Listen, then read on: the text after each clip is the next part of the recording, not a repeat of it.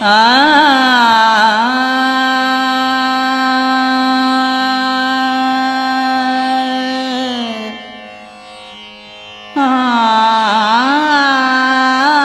की ये विशिष्ट मुसन्निफ से ये और उर्दू वालों की ये दूसरी विशिष्ट है। पहले मुसन्निफ से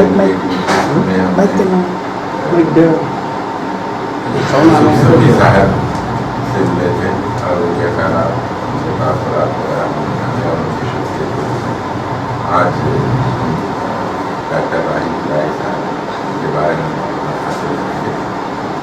सबसे पहले हम उनका तारुफ पेश करेंगे, उसके बाद आप लोग उनसे उनकी आदमी सफ़र के बारे में कुछ भी सवाल कर सकते हैं और आखिर में वो अपने ख्याल का सबसे पहले मैं डॉक्टर इकबाल खुसरो खाती से गुजारिश करता हूँ कि वो डॉक्टर राही फिदाई का तारुफ पेश करें।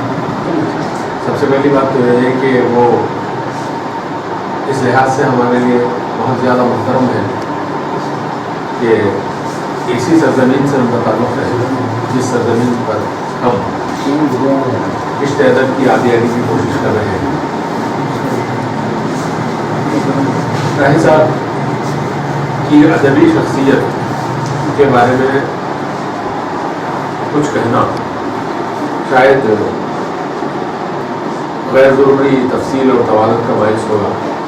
मुख्तसर इतना कह देता हूँ कि राही साहब के बारे में अरबाब नक़्द ने, अहले इल्म ने, अहले शेर व सुख़न ने मुख्तलिफ़ मौक़े पर तहरीरों में, तक़रीरों में, मुरासिलात में जिन तासुरात का इजहार किया है उसमें तीन बातें अहम नज़र आती हैं।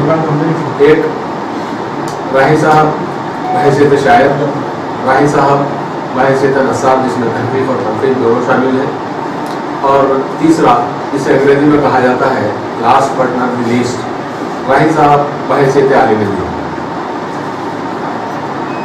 अक्सर लोगों ने, जिनमें मुज़फ़्फ़र नक़वी भी शामिल है, उन्होंने जहाँ तक मुझे याद है अपने एक मुरासले में ये कहा था कि राही साहब की शायरी में अरबी लफ्ज़ियात से शग़फ़ उनके दीनी तालीमी मसलदत की बिना पर है।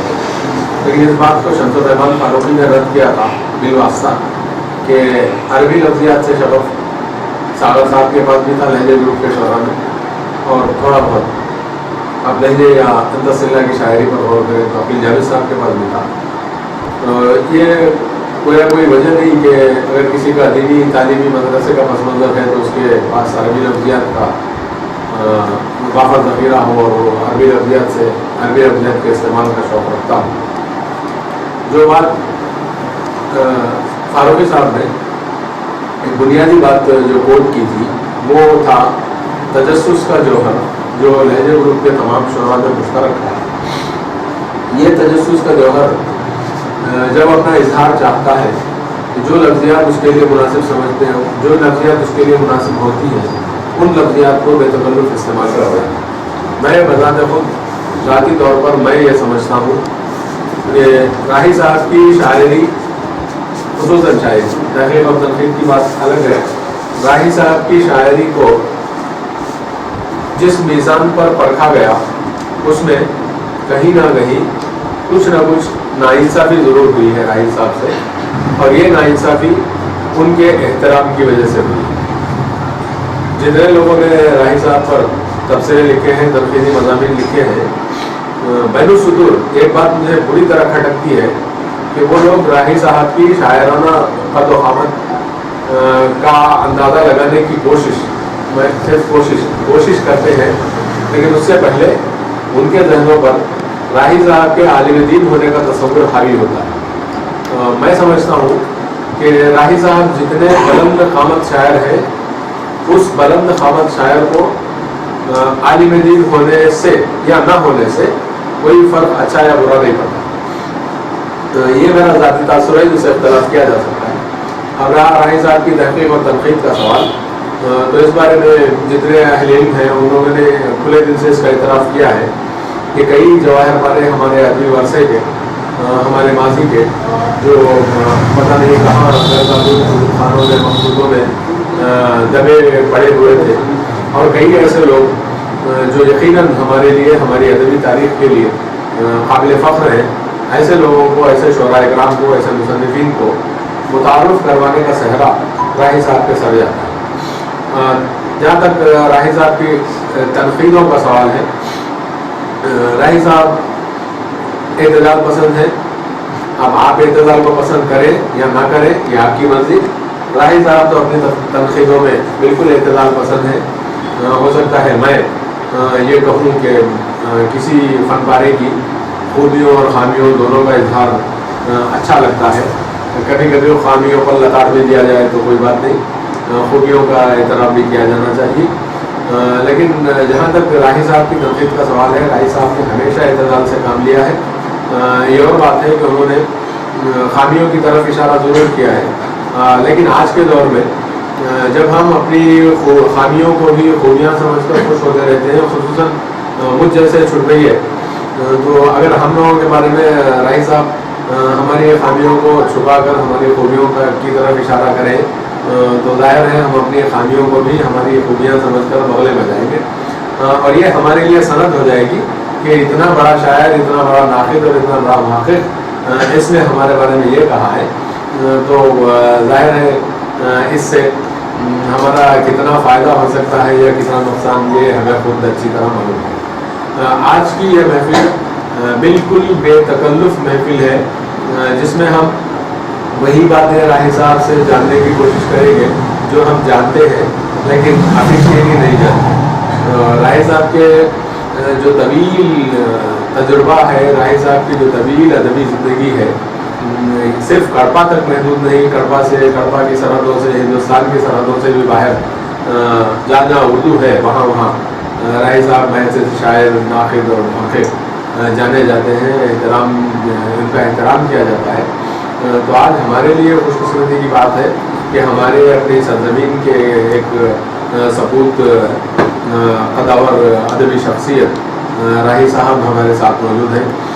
ہم اپنے ذہن و دل میں چھوٹے موٹے جو بھی سوالات ہیں وہ راہی صاحب سے کریں گے اور یہ جاننے کی کوشش کریں گے کہ راہی صاحب نے اتنا بلند ادبی مرتبہ حاصل کیا تو اس کے پیچھے ان کی کتنی محنت، کتنی لگن ان کے ساتھ رہی، ماحول کا، دوستوں کا، یا مدرسے کے پس منظر کا، یا ہندوستان میں یا ہندوستان کے باہر سرحدوں سے باہر بھی جو ادبی شخصیات رہی ہیں ان سے تبادلہ خیال کا، ان کی ادبی شخصیت کی تشکیل و تعمیر پر کیا اثر پڑا، اور اس مثبت اثرات کے بارے میں جانتے ہوئے ہمیں یہ موقع ضرور ملے گا کہ ہم اپنے ان بزرگوں کے کارناموں کو سمجھتے ہوئے، دیکھتے ہوئے خود بھی ایسی محنت اور ایسی جستجو کرنے کی طرف اپنے آپ میں پیدا کر سکے۔ میں راہی صاحب کو تہ دل سے خوش آمدید کہتا ہوں۔ فن سے جو تعلیم حاصل کی ہے کیا رہتا ہے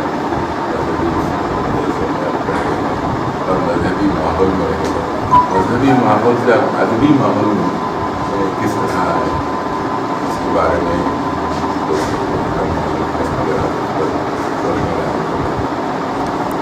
یہ ابھی ہمارے ڈاکٹر صاحب نے توجہ سے فرمایا کہ یہ مذہبی پس منظر سے نکل کر جو ہے ادبی منظرنامے کی طرف آنا، یہ اصل میں میرا کوئی مذہبی پس منظر نہیں تھا۔ سفیر صاحب جانتے پہلے تو میں اردو کا اسٹوڈنٹ ہی نہیں، بالکل کہہ رہا ہوں میں، واللہ باللہ تاللہ میں نے اردو پڑھائی نہیں، تیلگو میونسپل ہائی اسکول کا اسٹوڈنٹ۔ جب مجھے 9th کرنے کے بعد 10th کو جا نہیں سکا، والد صاحب نے مجھے جو ہے جامع مسجد کے مدرسہ اسلامیہ میں حضرت مولانا سید شاہ یعقوب صاحب بغدادی رحمۃ اللہ علیہ کے پاس حفظ پڑھا۔ حفظ کے لیے تو حفظ مکمل ہوا، حفظ مکمل ہونے کے بعد میں نے حضرت سے کہا حضرت ذرا اردو سکھا دیجیے. تو حضرت نے کہا کہ یار اردو کیا سیکھتے ہو, فارسی سیکھو, خود بخود اردو آ جائے گی. ایسا ہی ہوا. اردو کی کوئی کتاب ابتدائی میں نے پڑھی ہی نہیں, اور فارسی پڑھتے رہے, اردو آ گئی اس میں. لیکن ادب کی طرف رجحان جو ہے ہمارا دوست احباب کا, آپ کو یہ بھی سن کے تعجب ہوگا کہ دوستوں میں سب سے کم عمر میں, اور میں سبھی بڑی عمر کے لوگوں کے ساتھ تھا. مرحوم صاحب جی صاحب کے ساتھ, عبد الرحمان صاحب یہ سپاہی والے, وہ یہ بڑی بڑی عمر لوگ جو ہیں ان کے ساتھ اٹھتا بیٹھتا تھا میں جی. اور میرے ہم عمر ساتھی کوئی نہیں تھے. وہ کیسا اتفاق ہوا کیا ہوا اللہ بہتر جانتا, لیکن ہمیشہ سار صاحب کے ساتھ, ان کے دوست احباب کے ساتھ میں بھی. چونکہ کڑپے کا ادبی ماحول ابتدائی سے, ہمارے بچپن ہی سے بہت ہی کشش اور سمجھیے کہ پورے ہندوستان میں مشہور تھا یہاں کا ادبی ماحول. تو ہم لوگ مشاعروں میں شریک ہوتے تھے, سمجھو نہ سمجھو یہ شریک ہونا, جانا, اٹھنا, بیٹھنا سبھی. ساگر صاحب وہ بھی اردو اسٹوڈنٹ نہیں, وہ بھی تیلگو اسٹوڈنٹ, اس کے بعد ہندی ایسے. لیکن ہم لوگ جو ہے مشاعروں میں شریک ہوتے تھے اور شعراء سے ملتے تھے. تو شعر کا جب شغف پیدا ہوا, خواہش ہوئی کہ کچھ لکھے. تو لکھنے کی خواہش میں اب بھی یاد ہے مجھے, پہلا میرا شعر جو زبان سے میرے نکلا, میری زبان سے نکلا وہ ابوالکلام آزاد لائبریری تھی وہاں مستان وراثت منڈی بولتے تھے اس کو. وہاں بیٹھ کے کیرم بورڈ کھیلتے تھے, چیس کھیلتے تھے سب لوگ. مجھے بہت اچھی لائبریری تھی تعلیم اعتبار سے اور ذہن سازی کے اعتبار سے. تو وہاں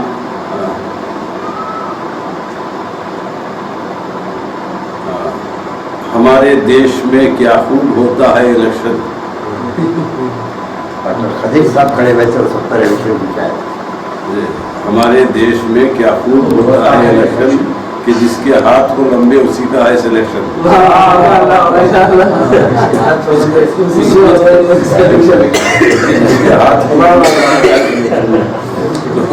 اس طرح وہ شروع ہوا. چند شعر میں نے بھی کہے, ساگر صاحب نے بھی کہے, اور صفی صاحب نے بھی کہے, دوسرے رہبر صاحب. تو رہبر تو بہت سینئر تھے وہ مجھے وہ.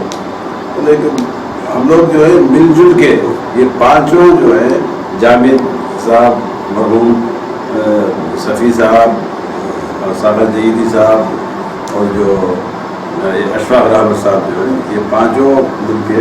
میں جب بھی یہاں سے فارغ ہونے کے بعد بیلور چلا گیا. بیلور جب بھی آتا تو سب احباب مل جاتے تھے, بیٹھ کے مشورے کرتے.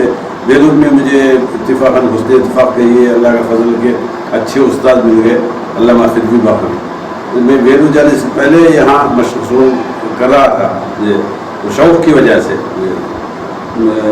شعراء سے ملنا جلنا جو رہتا تھا کسی بھی بہانے. والد صاحب کے پاس جبے سے لانے جاتا تھا, تو وہاں بیٹھ کے وہ بہت عزت کرتے ہیں, بہت چاہتے تھے مجھے. ایک حافظ ہونے کے ناطے, اس زمانے میں حافظ صاحب کو بہت بولتے صاحب بیٹھے ہوئے, تو وہ سناتے بھی تھے اشعار. بعد خیال صاحب کے پاس بھی جاتے تھے, وہاں بھی اشعار سنتے تھے. وہ ہمارے یہ جو ہیں کیا نام ان کا, نازش صاحب تھے, اور ہلال صاحب سے میرا اتنا تھا. یہ تھے نا ہمارے رشید نیازی تھے, وہ واچ کرتے تھے. اور یہ تھے نا ہمارے سلمت صاحب, تو بہت زیادہ بے تکلف تھے, وہ آتے جاتے تھے. یہ کیا نام ان کا, تحقیقات میں بھی ان کا بہت نعیم صدیقی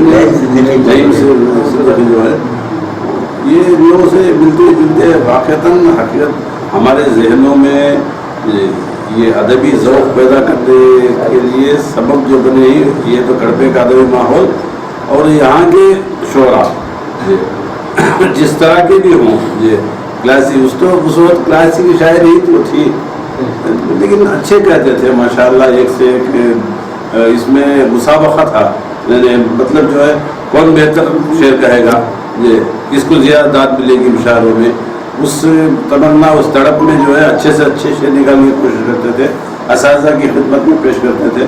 تو یہ ماحول تھا. تو اس ماحول کی وجہ سے ہم کو بھی جو ہے شوق چل رہا ہے، جو شعر کہنے شروع کیے. جب میں واقعات پہنچا بیلور اس وقت کہہ رہا تھا، شعر کہہ رہا تھا. حضرت فدوی باقی رحمۃ اللہ علیہ وہ تھے، تو ان کی خدمت میں غزلیں نظمیں جو بھی ہوتی تھی پیش کرتا، حضرت جو اصلاح کرتے تھے. حضرت کی خوبی یہ تھی کہ جب بھی اصلاح کرتے تو ایک لفظ بدلتے تو فوراً بولتے کہ یہ لفظ کیوں بدلا گیا ہے، توجیہ جو ہے باقاعدہ توجیہ بیان کرتے تھے. جتنے شعری رموز ہم نے سیکھے ہیں حضرت ہی سے سیکھے، کوئی کتاب پڑھی نہیں، کوئی کتاب عروض کی بھی کوئی کتاب نہیں، کوئی دوسرے وہ فنون کی بھی کوئی کتاب نہیں، بس حضرت کی صحبتوں میں حضرت سے سیکھے ہیں، بس بیٹھ کے سیکھے ہیں، چلتے پھرتے سیکھے ہیں. حضرت کا ایسا ذوق تھا کہ بستر پر پڑے ہیں، بخار سے جسم تپ رہا ہے. جب میں گھر پہنچا تو دروازہ کھولا گیا، حضرت کو اطلاع دی گئی، راہی آئے بلائیے. بیٹھنے السلام علیکم بول کر بیٹھنے کے بعد کیا صاحب کوئی نئی غزل ہوئی ہے؟ اس حالت میں عزت ہوئی تو ہے لیکن جو ہے نہیں کوئی بات نہیں، ایک دم اٹھ کے بیٹھے سنا. اس حالت میں بھی جو ہے سنتے تھے، اتنا ذوق تھا.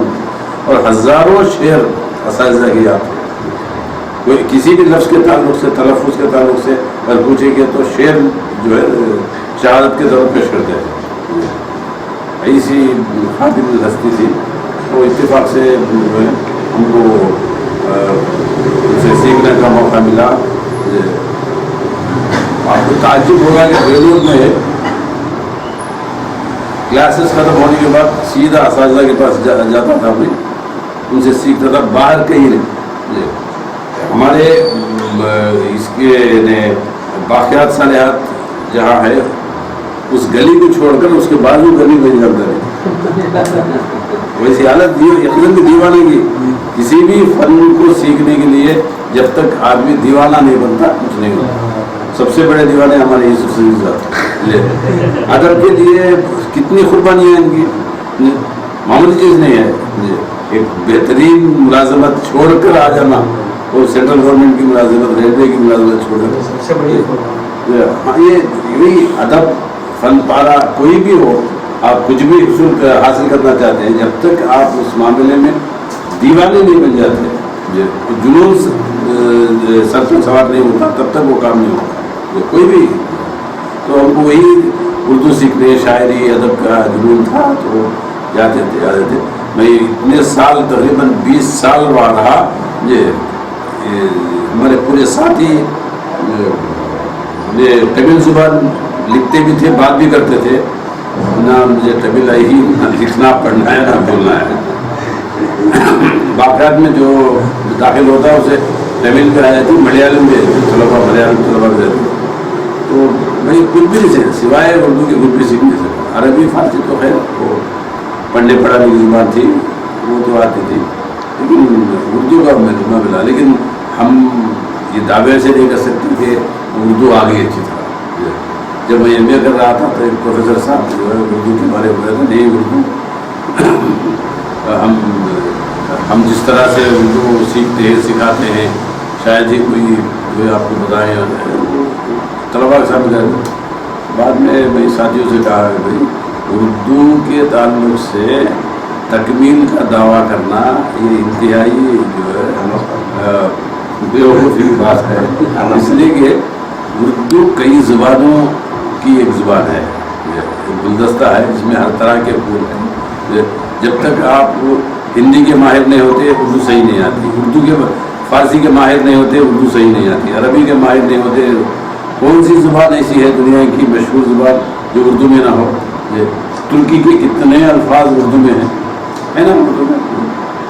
انگریزی کے الفاظ ہیں، جرمنی کے الفاظ ہیں، مختلف زبانوں کے الفاظ ہیں. اب تو نئی تحقیق یہ ہے کہ تمام زبان جو ہے ایک ہی، تمام زبانیں ایک ہی ہیں. نئی تحقیق کوئی بھی لفظ، مجھے بھی پرسوں ایک جگہ پڑھ کر حیرت ہوئی کہ یہاں آصف جاہی سلطنت کے بانی آصف جاہ اول، ان کا لقب اورنگزیب نے ان کو چین خلیج خان، چین خلیج خان کیا ہے؟ وہ چین جو ہے چنا ہے، تیلگو میں جو چنا بولتے نا، چین خلیج یعنی چھوٹی تلوار کر کے. خلیج خان پہلے تھے وہ بڑی تلوار، خلیج چین. تو ان کو کیا کرے اورنگزیب چھوٹی تلوار چین خلیج. نہیں چین کیا ہے؟ فوراً ذہن میں جو چنا ہمارا چنا ہے نا، حالانکہ چین ترکی، تیلگو کا لفظ جو ہے ترکی میں مل رہا ہے، یا ترکی کا لفظ تیلگو میں مل رہا ہے. عجیب و غریب معاملہ ہے زبانوں کا. تو بہرحال اردو جیسی بھی آئی بہرحال اللہ کا احسان کرم ہے. اور میں یہ بھی کہتا ہوں کہ کوئی بھی یہ کہہ نہیں سکتا کہ بھئی مجھے جو بھی صلاحیتیں اللہ کی طرف سے ودیعت کی گئی ہے میری اپنی محنت کا نتیجہ ہے، کوئی بھی نہیں سکتا. اس لیے کہ جب تک کہ ماحول ساتھ نہ دے، اساتذہ صحیح نہ ملے، دوست احباب جو مناسب نہ ہوں، اچھے نہ ہوں، اور آپ کی آب و ہوا، آپ کی مٹی جو ہے آپ کے لیے موافق نہ ہو، یہ سازگار نہ ہو، تب تک جو ہے کوئی آدمی بڑا نہیں کر سکتا. کوئی بھی مثلا رائے فضائی کچھ سیکھ لیا، مطلب جو ہے رائے فضائی کچھ نہیں ہے. وہ اس میں یوسف صفی بھی ہیں، محمود شاہد بھی ہیں، ڈاکٹر ہمارے خسرو خارجی بھی ہے، پروفیسر ہمارے قاسم علی خان صاحب ہے، سبھی بھی ہے. مولانا جب تک اس مٹی میں پانی نہیں ڈالا جاتا تب تک وہ مٹی جو ہے تر نہیں ہوتی. پانی کا ہر ایک خطرہ جو ہے الگ الگ ہوتا، جیسا کہ انسان کی پتلی الگ الگ ہوتی نا، پانی کا ہر خطرہ بھی الگ ہوتا. پانی کا ہر خطرہ بھی جو ہے یہ خطرہ دوسرے کو نہیں مل سکتا. تو انسان کی جو بھی کامیابی ہے وہ کامیابی شخصی اور انفرادی نہیں ہو سکتی. آپ مانیں نہ مانیں، یہ اجتماعی کامیابی ہے. جب تک آدمی اسے تسلیم نہیں کرتا وہ جو ہے آگے نہیں بڑھ سکتا. اگر کہا کہ وہیں اس کا یہ نا پیچھے درمیانی ہو چلی بس میں دوستاں خالی، تو وہ میں انا میں نے کیا ہے وہاں تک ختم ہو جاتا، اس کے بعد آگے نہیں سکتا. تو وہ یہ معاملہ جو ہے شاعری کے تعلق سے بھائی بالکل فرینکلی اور پلیزر سے کہتا ہوں، ہمارے عناصر خمسہ کہیے اور لہجے کے شعراء کہیے، ہم نے جو کوشش کی ہے شعوری کوشش ہے، کوئی غیر شعوری کوشش نہیں کہ ایسا ہی جو ہے جدیدیت آبی اشعار میں یا نئے الفاظ کا استعمال ہے. باقاعدہ ہم نے شعوری کوشش کی ہے. کہہ رہے ہیں کہ آپ سب نے مل کے شعوری کوشش سے جی کیا کوئی نظریہ تھا آپ کے ذہنوں میں کہ اس نظریے کوئی نظریہ نہیں، لیکن ہم لوگ کیا کرتے تھے، جو بھی شعری مجموعہ آتا وہ پڑھتے تھے. جامی صاحب کتابیں لاتے، میں کتابیں لاتا، صافی صاحب کتابیں لاتے، پڑھتے، آپس میں ڈسکس کرتے. وہاں اسٹیڈیم جب نیا بنا تھا وہاں جا کے بیٹھتے تھے، بیٹھ کر یہ اشعار پر تبادلہ خیال ہوتا، شاعر کے مزاج پر اور اس کے اسلوب پر یہ جو ہے خیالات آپس میں جو ہے پیش کرتے رہتے، تو کھلے دل سے بولے تھے، اور ہم میں سے کوئی بھی کچھ لکھا تو باقاعدہ سب کو سناتے، اور کوئی بھی اصلاح کیا تو ہم لوگ قبول کر لیتے، اس میں رد و بدل کی بات نہیں، بھائی یہ صحیح نہیں ہے، ہاں بھائی صحیح نہیں، ٹھیک ہے. اور اتفاق سے مجھے اللہ فطری باقی ملے، سارا جی وہ جو ہے ابوالحسن سے ملے، ان کے استاد سے انہوں نے جو سیکھا ان کو سنا دیتے، ہمارے استاد سے ہم نے جو سیکھا ہے ان کو سنا دیتے. اس طرح جو ہے ہم پانچوں میں یہ بات مشترکہ تھی. اور سب سے تعجب کی بات کیا ہے، لہجے کے شعراء ایک جگہ ایک ہی مقام کے رہنے کے باوجود ایک کا اسلوب دوسرے سے نہیں ملتا، ایک کا مزاج دوسرے کو مزاج سے نہیں ملتا. یہ بہت اہم بات ہے. اگر بھی شعوری کوشش کو دخل تھا اس میں صحیح ہے انفرادیت کا دخل زیادہ اپنی انفرادیت کا فرق ہے، وہ اور اپنی انفرادیت بالکل صحیح فرمایا. کیونکہ سب کی شخصیتیں الگ تھے، اس کے لیے اسلوب بھی الگ. ایک نظریہ ہے کہ اسلوب شخصیت کا عکاس ہے. ہم لوگ اس میں شعوری کوشش ایک دوسرے سے جو ہے میل نہ کھائیں، الگ یہ کریں. اب دیکھیے سارا صاحب کی شاعری پڑھ کے دیکھیے، میری شاعری پڑھ کے زمین و آسمان کا فرق ہے. عقیل جاوید کی شاعری بالکل الگ ہے، اشفاق احمد کی شاعری وہ بالکل الگ ہی ہے. تو یہ معاملہ ہمارے درمیان میں تھا. ہم لوگ اس طرح سے کوئی مذہبی پس منظر ایسا نہیں تھا کہ جس کی وجہ سے وہاں سے نکل کر یہاں آ گئے ہوں، ایسا بالکل نہیں تھا. ابتدائی سے ادبی ماحول یہاں کڑپے کا ہونے کی وجہ سے، یہ کڑپے کا ادبی ماحول بھی یوں ہی نہیں ہوا، صدیوں کی محنتوں کے بعد ہوا. تقریباً 300 سال سے جہاں تک مجھے معلوم ہے، اس سے ابھی پہلے ہوگا 300 سال سے. اور مجھے اس کی بھی تلاش ہے، ہمارے غالب کے ایک شاگرد کڑپا آئے ہیں، یہاں ٹھہرے ہیں، عبدالغفور نصاب. جی عبدالغفور نصاب. وہ کہاں آئے تھے، کس کے پاس ٹھہرے تھے، کون ان کا میزبان تھا، یہ اس کا پتہ نہیں ہے، لیکن وہ آئے تھے ضرور، کڑپا آئے تھے. تو ادبی اعتبار سے کڑپا کتنا مشہور ہو رہا ہوگا. تو صدیوں کی جو محنت ہے اس کی وجہ سے ہم اپنے سیریس کو دیکھ کر خوش ہوتے تھے. اس کے بعد ہماری باری آئی، ہماری باری کے بعد جو ہے ہمارے بعد آنے والے ہمارے دوست احباب ہیں، ہمارے خسرو ہے، شاہد ہے، یہ سب دوست احباب. اب یہ لوگ اپنے شاگردوں کو تیار کیے ہیں ماشاء اللہ. تو اس طرح سے یہ کہیں بھی نہیں ہے. میں نے لکھنؤ میں یہی بات کہی، بھوپال میں یہی بات کہی. جب کچھ کہنے کا موقع ہوا تو میں نے کہا کہ بھائی میں حیدرآباد میں دیکھ چکا ہوں، جو بھی ادبی مراکز پہلے تھے، مرحوم مراکز، یہ اس کے بارے میں جانتا ہوں. آج پورے ہندوستان میں سوائے کڑپا کے یہ ادبی تسلسل کہیں بھی نہیں ہے. ایون بڑے شہروں میں بھی کہیں بھی نہیں ہے. ایون بڑے شہروں میں حیدرآباد کے بارے میں یہ تو پھر آپ نے شاعری کے بارے میں لکھی، آپ تحقیق کی طرف لمبے. تحقیق کی طرف تو یہ ہے، اس کے لیے دیکھیے کوئی واقعہ سرحد میں پڑھ رہا تھا. وارمباڑی میں ہمارے مظفر شاہ میری صاحب جو ہیں، وہاں لیکچرر تھے یا پروفیسر تھے. وہ جو ہیں اسلامیہ کالج وارمباڑی میں سالانہ اردو ڈے مناتے ہیں، تو سیمینارز بھی ہوتے ہیں. تو ایک مرتبہ ڈاکٹر مظفر شاہ میری صاحب تشریف لائے، حضرت مولانا فضلی باقر صاحب سے ملے، مجھ سے ملاقات ہوئی. تو انہوں نے مجھ سے کہا کہ آپ ولی ویلور پہ لکھیے.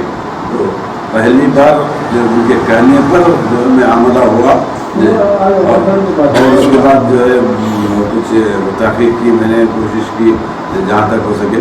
ایک اچھا سا اللہ کو ایک مقالہ تیار ہوا، پڑھا بھی تو پسند کیا گیا. اس کے بعد سے ایک شوق پیدا ہوا تحقیقات کا. تو بھائی بسم اللہ ڈاکٹر مظفر کی تحریر تھی. علیم سمان امیدی نے اپنی کسی کتاب میں یہ بتایا ہے کہ وہ خود تحقیق کی طرف کیوں راغب ہوئے. تو اس میں انہوں نے وصول سے یہ بات کہی ہے کہ کسی وہ انہیں کے الفاظ ہیں کہ फना मार्ची कोई हसीन शाम थी जब मैं और राही वहाँ साहिल पर बैठे हुए थे, क्या था पता नहीं। तो वहाँ से हमारे दिलों में ख्याल आया कि शायरी को के अलावा तहक़ीक़ को बड़ी तवज्जो दी जानी चाहिए। वो हमारे तहक़ीक़ का नुक़्ता आगाज़ था। ये अलीम सबा के अल्फाज। जी जी, तो ये असल क्या था, मैं क्या हो सकता है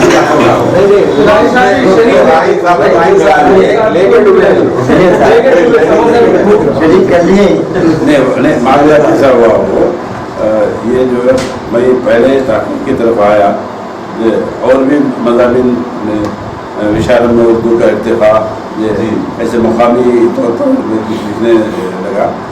जब अलीम सबा के मज़ामिन को वो बोले भाई इससे क्या फ़ायदा है, शायरी से आप जो है दूर होते जा रहे हैं। मैंने डॉक्टर साहब मैंने अलीम सबा से कहा कि भाई आपकी शायरी जो है आपको मुस्तक़बिल में कोई नामवरी का मौका नहीं देगी, इसलिए कि असखाम शायरी में बहुत हैं। दूसरा जो है आपका लबो लहजा इसमें शक नहीं कि दूसरों से हटकर है, फिर भी ये शायरी आपको जो है काम नहीं आएगी, मुस्तक़बिल की ज़मानत नहीं बनेगी। इसलिए बेहतर ये है कि वो मैदान इंतख़ाब करें जिसमें बहुत ही कम लोग दाखिल होना पसंद करते हैं, वो है तहक़ीक़ वगैरह। अलीम सबा को तहक़ीक़ की तरफ लाने वाला मैं था, तो उन्होंने उसी को क्या किया, अपने अल्फाज़ में दिया कि हम दोनों ने मिलकर ऐसा फैसला किया। मैंने कई बुजुर्ग शोरा से ये बात सुनी है कि शेर करबा में मुशायरों को के माहौल को ख़राब करने में लहजा ग्रुप का बहुत बड़ा हिस्सा है। क्या ये बात वाकई सही है? और लहजा ग्रुप के जो शोरा थे उनके पास ये अना थी कि हमारा जो उसलूब है वो इन शोरा से अलग है, यानी वो रिवायती रंग जो दूसरे शोरा जो शायरी करते हैं उनका रंग रिवायती है और हम जदीद उसलूब में शायरी करते हैं। क्या ये बात वाकई सही है या ये जो है किसी हद तक सही है। क्लासिकी शायरी होती थी और एक दूसरे के माँ बाप होते थे, ग्रुप बंदियाँ भी थी, तो जो है ये ग्रुप के लोग अपने साथियों की दाद तासीन करते थे, दूसरे लोग अपने साथियों करते थे। इस तरह से ये जब बड़े मुशायरे होते, उससे शरीफ का मुशायरा, मिला शरीफ का मुशायरा, तो बाहर वाले आते थे जो है वो भी सुनते हमारे शोरा को। ये पूरा माहौल जो है क्लासिकी माहौल था, वो ये कदीम रंग का माहौल था। उसमें जबकि नए ट्रेंड्स आ चुके थे, मैं बोल रहा था ना ये शोरा के मजमूए पढ़ते पढ़ते हमको एहसास हुआ कि ये शायरी का रंग ये अच्छा है। शब्दों का भी दखल था इसमें। हाँ, शब्दों का भी दखल था, ये यकीनन दखल था।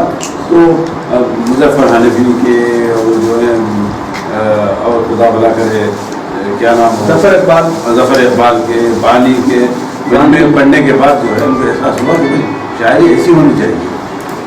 अब जब सवाल पैदा होता शायरी ऐसी होना चाहिए, तो हमने अपने बुज़ुर्गों से कहा भी भाई ये शायरी ऐसी हो जाए, ये बेहतर है शायरी। तो बुज़ुर्ग जो से माने नहीं, अपने बुजुर्गों से इस बारे में गुफ्तगू की तो कोई मानने के लिए तैयार नहीं। तो हम ज़रा हटके कहना शुरू किए, उनको सुनाया तो वो उनकी तरफ से कोई रिस्पांस नहीं मिला।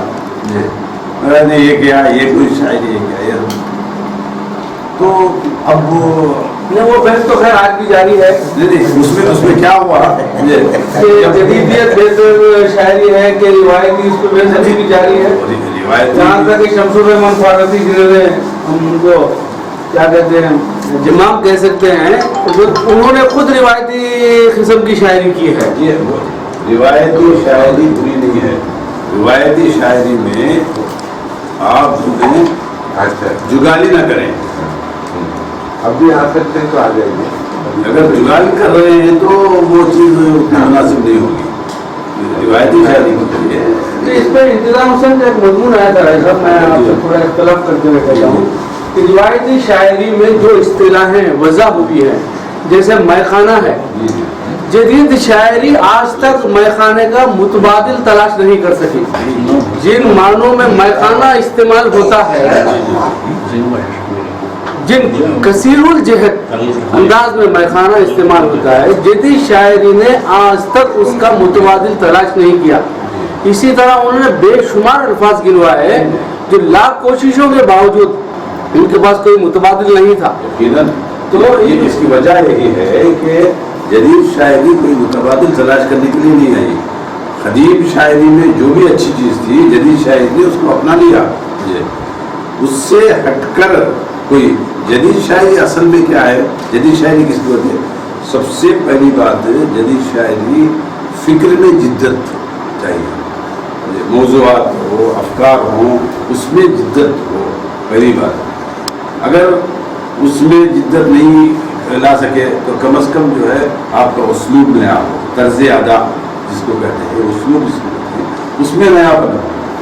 अगर वो भी ना हो सके तो पामाल अल्फाज को इस्तेमाल करने के बजाय उसके मुताबिक जो भी अल्फाज है उसे इस्तेमाल करें। तो जदीद शायरी किसी को किसी दीवार को ढाने के लिए या किसी सरहद को मिटाने के लिए कभी नहीं आई। ये जदीद लेकिन शख्सियतों का तसादुम तो पैदा होता ही है, उसके गवाह तो है, वो तो होता ही है। नहीं वो तो पता ही ना, जब अवकार टकराते हैं तो दूसरे को बरतर साबित करने का जो जज्बा उन दिनों था, जिससे उस जज्बे ने नुकसान जरूर पहुंचाया। तो ये भी हुआ है, ऐसा नहीं कि सब दूध के धुले हुए हैं, सबके सच्चे हुए, ऐसा नहीं। एक जब उन्होंने इनकार किया बार बार कहने के बावजूद जो वो हमारी बात मानने के लिए, तो हमको शायर मानने के लिए तैयार नहीं, ऐसा हो गया तो लहजे के शोरा में से बाज़ लोगों ने कहा नहीं हम भी देखेंगे, तो हुआ है। ये ऐसा नहीं वो गलत है, सही है, ऐसा नहीं हुआ। इंतकाली एक बात खते कलाम महमूद शाही साहब जी, शायद आप वाकिफ हैं कि हम बार बार दोनों नस्लों को देख चुका हूँ सर। हाँ वही तो कह रहा हूँ, इसलिए कह रहा हूँ आपके कोई भी नहीं, इसलिए कि अस्सी से तो आप लगातार तकरीबन 40 साल हुए हैं, आपको भी अदब सवाल मैं जानता हूँ, इसलिए कह रहा हूँ कि जब बार बार जाते हैं उनके पास तो जो कोल्डनेस जो बोलते हैं बिल्कुल ठंडापन और हमारी एक साथ जो हौसला चिकनी हुई, और जब हम अपनी बात कहने पर जो दबाव डालते थे, कहने पर जो बजिद हुए थे, तो यहाँ तक कि मैन हैंडल किया गया, मतलब मारने की भी कोशिश की गई। आपको याद है मौलाना जुम्मा मस्जिद के पास जामिद पर मुझ पर हमला हुआ। फिर जब ये इस किस्म की इसकी वजह क्या थी कि हम उन शोरा को जब हमारी जातियात आ गए तो हम असातिज़ा के अशार उठाकर उस रास्ते के भी अशार को ज़रा से लफ्ज़ को रद्द बदल करके, मसलन नाजिर साहब मरहूम अल्लाह उनको गरीब रहमत करे, मस्जिद मरहूम की तरफ से कुछ कहना नहीं है, आपका एहसान है, इसलिए कि मोहरिक वही थे। एक बैक्सेट था किसी का जिगर का शायर, पहले तो दिल आशिक सिमटत और क्या सिमटत तो दिल आशिक पहले तो ज़माना है, वैसा एक शेर सुना रहे थे तो फ़ौरन बेसाख्ता मेरी ज़बान से निकला हो। इसकी वजह क्या थी कि हमारे पास बचपन से जो है मुताले का शौक था, आपस में दोस्त साहब बैठते थे, बैठकर बिल्कुल नाकिदाना नजर थे, हर एक मिसरे को एक एक लफ्ज़ को देखते थे इन दिनों। तो वो एक एहसास था भाई, क्योंकि हम लोग मेहनत करते हैं उसके बावजूद भी वो नौ उम्री हमारी नौजवान बच्चे 9 उम्री हमारी, उस वक्त पर अगर कोई उंगली भी उठाता तो उस उम्र में जो है बातें बर्दाश्त नहीं होती। अब एक उम्र गुजरने के बाद अफसोस से तो कहाँ हमने अच्छा किया है, कहाँ बुरा किया, उसका एहसास आज हो रहा है। लेकिन जब आप लोग भी जो है उस उम्र से गुजरे हैं, जब आप कोई चीज़ दिखाने की कोशिश करते हैं, कोई फनकार कोई भी चीज़, चाहे वो बिंगी टिंगी भी क्यों ना हो, टेढ़ी मेढ़ी भी क्यों ना हो, जब दिखाने की कोशिश करते हैं तो उसके हौसला अफजाई क्या है, बस आप उसकी दिल शिकनी करते हैं तो उसका अंतिम क्या हो सकता है?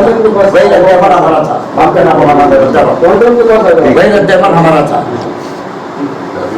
یہ ہمارے شاہد صاحب نے اس میں یہ معافی چاہتا ہوں میں بات کھل کے آنی چاہیے. سردار صاحب آپ نے جو کہا نا اس میں لہجے کے شعرا میں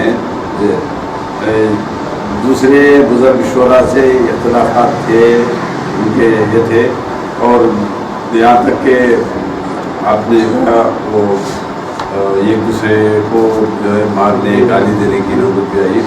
اس میں اللہ کے فضل سے میں مستثنا ہوں. رائی صاحب عالم ہونے میں شعرا تھے میں جامع سبھی مجھے چاہتے تھے میری عزت کرتے تھے. وہ جو ہم چونکہ وہ ابھی حافظ قرآن ہیں یا عالم دین ہو رہے ہیں یا کچھ بھی ان کے دل میں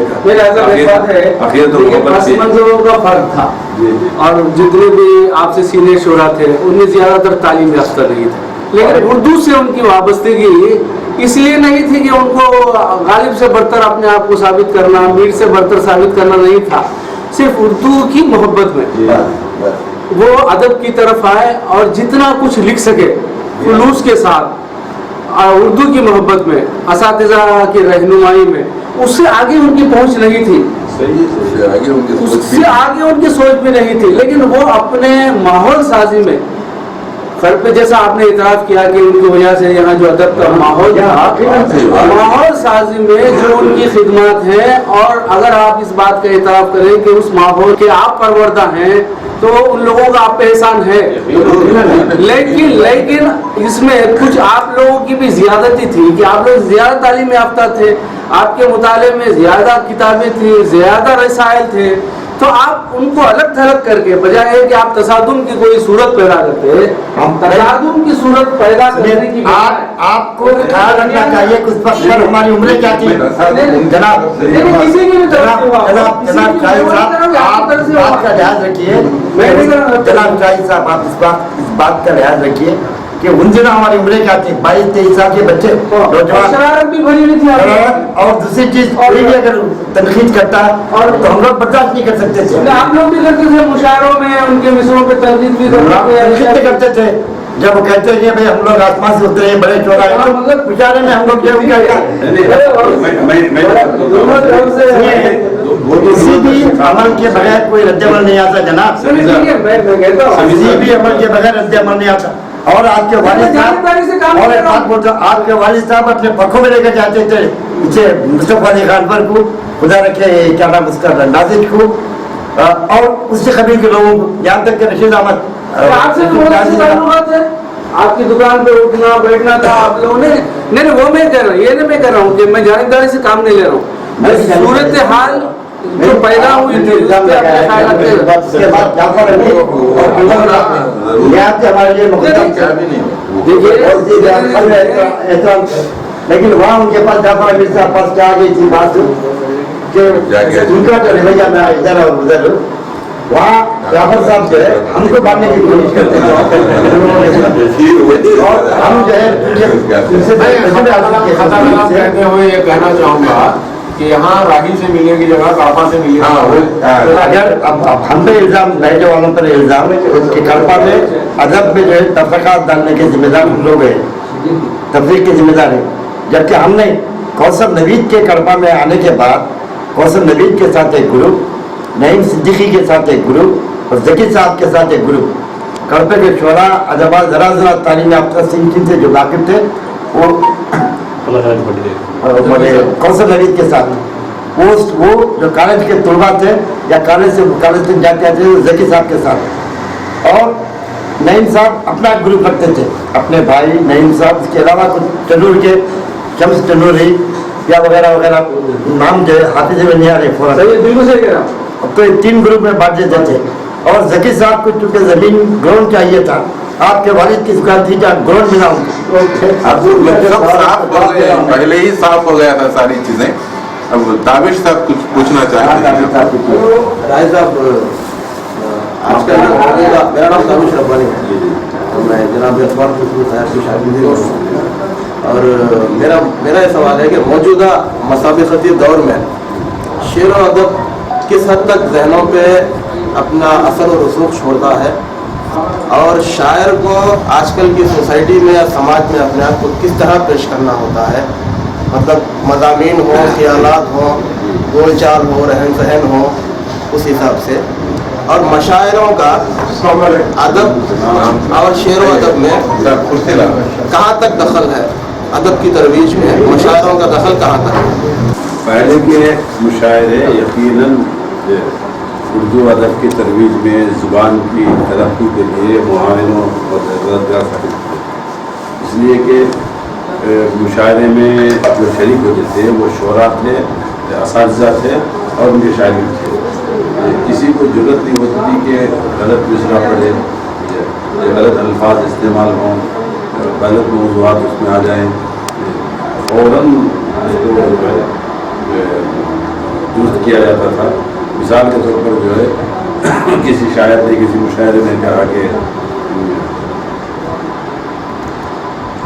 ایک منقبتی مشاعرہ تھا، اس میں کہا کہ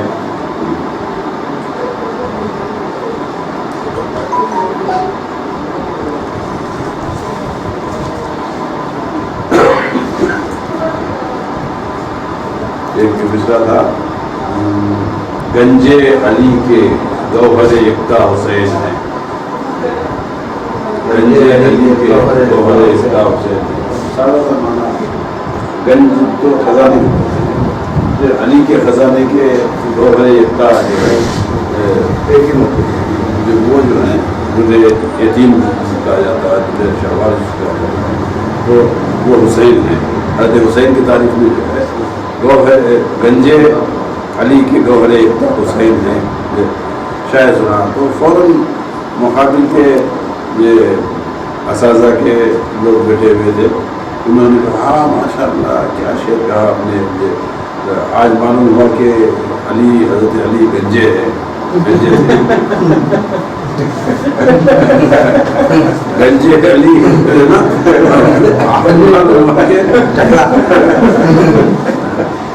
تو فوراً سنانے والے سمجھ گئے کہ اس سے غلطی ہو گئی.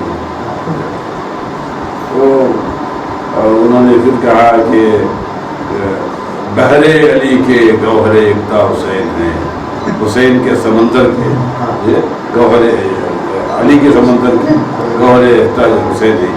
تو پھر بھی وہاں سے آوازیں کہتے تھے اچھا پہلے گنجے تھے اب بحرے بھی ہو گئے.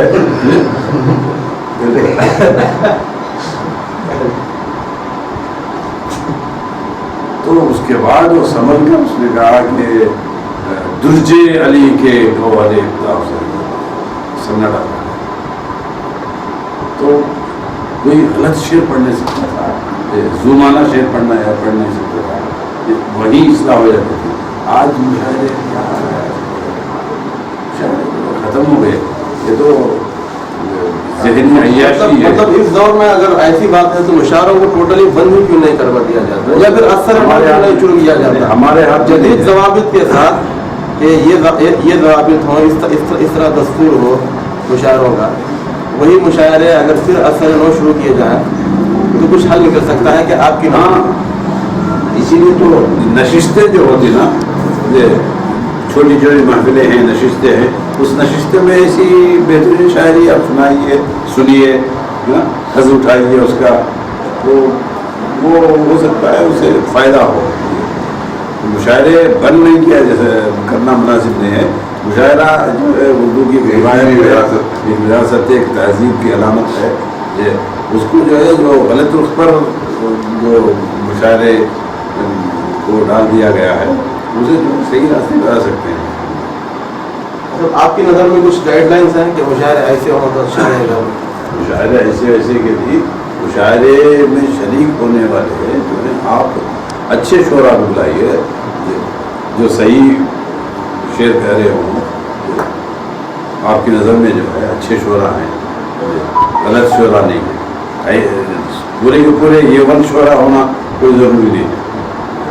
شاعر صحیح طور پر وزن میں پڑھ رہا ہے، اس کے موضوعات جو ہیں رقیق نہیں ہیں، تو بس ہے کافی ہے. دوسرا سے آپ مشاعرے کرائیے، زبان بھی درست ہوگی اور ادب کو بھی فائدہ ہوگا. لیکن میں یہ کہتا ہوں کہ کوئی صاحب 60 سال سے ہمارے پروفیسر صاحب جی 60 سال سے یہ شعر کر رہا ہے.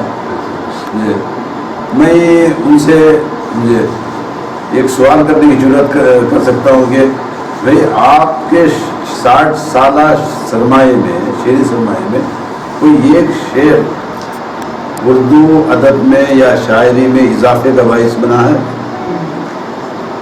ایک شعر واقعتاً اگر ایک شعر آپ بتا رہے ہیں تو ہم کو خوش ہونا چاہیے. بھائی اس نے کچھ نہ کچھ دیا ہے, کچھ نہ کچھ دیا. وہ ایسا نہیں ہے, ایک روایت ہے, ایک رواج ہے. کر رہے ہیں ہمارے کڑبے کے پرانے شعراء کا معاملہ ایسا ہی تھا. ہم بار بار یہ ہمارے سینئر جو ساتھی ہیں ان کے علاوہ میں نے بھی کئی لوگوں سے گزارش کی بھائی ذرا سا بدلیے, ذرا سا ہی کی. اب وہ ان کو بدلنا آتا ہی نہیں, بدلنا نہیں آیا تو مخالفت نہیں, بدلنا نہیں آتا ہی نہیں تو چاہنا کیا ہے, آتا ہی نہیں تھا.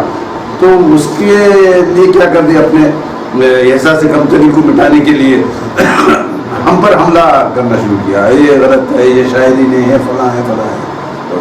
تو ہم اس وقت ان لوگوں سے ہم نے کہا کہ ہمارے پاس ایسے شعر ہیں تو کہیں بھی آپ پیش کر سکتے ہیں. دعوے کے ساتھ ہم کہہ سکتے ہیں یہ اللہ کا فضل ہے, یہ جو ہے تحدیث نعمت کے طور پر ہے, کوئی فخر کے طور پر نہیں ہے. غالب سے لیتے ہوئے آج تک کسی نے ایسے شعر نہیں کہے, ایسے شعر ہمارے پاس موجود ہے. کوئی کہہ سکتا ہے مثال کے اوپر ذرا آپ ہٹ گئے, اچھا آ جائیے, کوئی کہہ سکتا ہے کہ آپ نے اچھا کیا تطہیر خواہش بھی نہ کی, آپ نے اچھا کیا تطہیر خواہش ہی نہ کی, ورنہ زمزم چشمہ ناپاک ہوتا غالباً.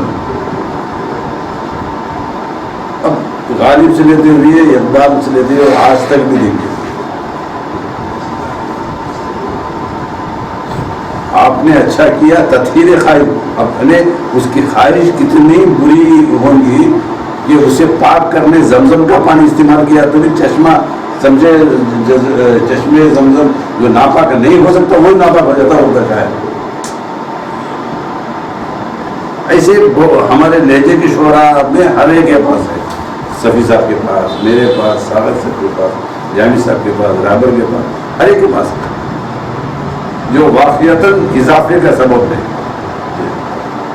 اب ہماری بھی ایک ہے, کوئی چیز اچھی ہم کو لگتی ہے تو ہم چاہتے ہیں کہ اپنے دوست احباب میں تقسیم کریں اس کو, ان سے بھی خواہش کریں کہ بھئی آپ بھی جو اس طرح سے, یہی معاملہ تھا, دوسرا کچھ نہیں. شاید ایسے سے بات ادھوری لگی. وہ جو درمیان میں جو کھڑے ہوئے لوگ تھے انور اللہ اور جعفر امیر صاحب, ان کی کوششیں رہی کہ وہ کھائی جو آ گئی تھی ہم میں اور بزرگ شعراء میں, اس کھائی کو مٹانے کے لیے دونوں نے کوشش کی, لیکن کہیں بھی جو ہے وہ راستہ نہیں نکل سکا اس وقت, کیونکہ وہ لوگ خود کو جو ہے بڑی مسلط پر بیٹھ کر بٹھائے رکھا تھا اور ہم زمین پر بیٹھے ہوئے تھے. کہاں تک سر اٹھا کر ان کی طرف دیکھتے ہوئے گردنیں دکھنے لگ گئی تھی. بہت سے شعراء سے رہے تھے اور رہے ہیں. جی آپ فرما رہے ہیں کہ جعفر امیر صاحب نے لہجے گروپ اور اس جعفر صاحب کی بات کیسے آپ رہے تو ان کے پاس کبھی بھی اپنا یہ ارادہ یہ نہیں, مستقل کوئی بھی یہ نہیں ہے ان کے پاس. اب تھوڑی دیر پہلے ایک لہجہ بولتے ہیں, اس کے بعد بھی بدل جائے. ان کا اپنا لہجہ جو بھی رہا ہو, ان کا ایک منفرد نظریہ ضرور پہلے بھی لہجوں کے تعلق سے جو ہے ان کے خیالات اچھے نہیں تھے, بار بار کہتے تھے, کیونکہ میرے بے تکلف دوست رہے ہیں. ان کا ارادہ تھا کہ بھائی وہ جو ہے نا انگریزوں کی پالیسی ایک ایک خود توڑو. اب اس میں جعفر صاحب بھی کوشاں تھے لاشعوری طور پر, یہ ہمارا جو اتفاق تھا پاک شعراء کا اس کو توڑنے, اور دانستہ کرتے تھے نادانستہ کرتے تھے کسی کے شکایت پر, کیونکہ میں اس سے اتفاق نہیں کرتا. جعفر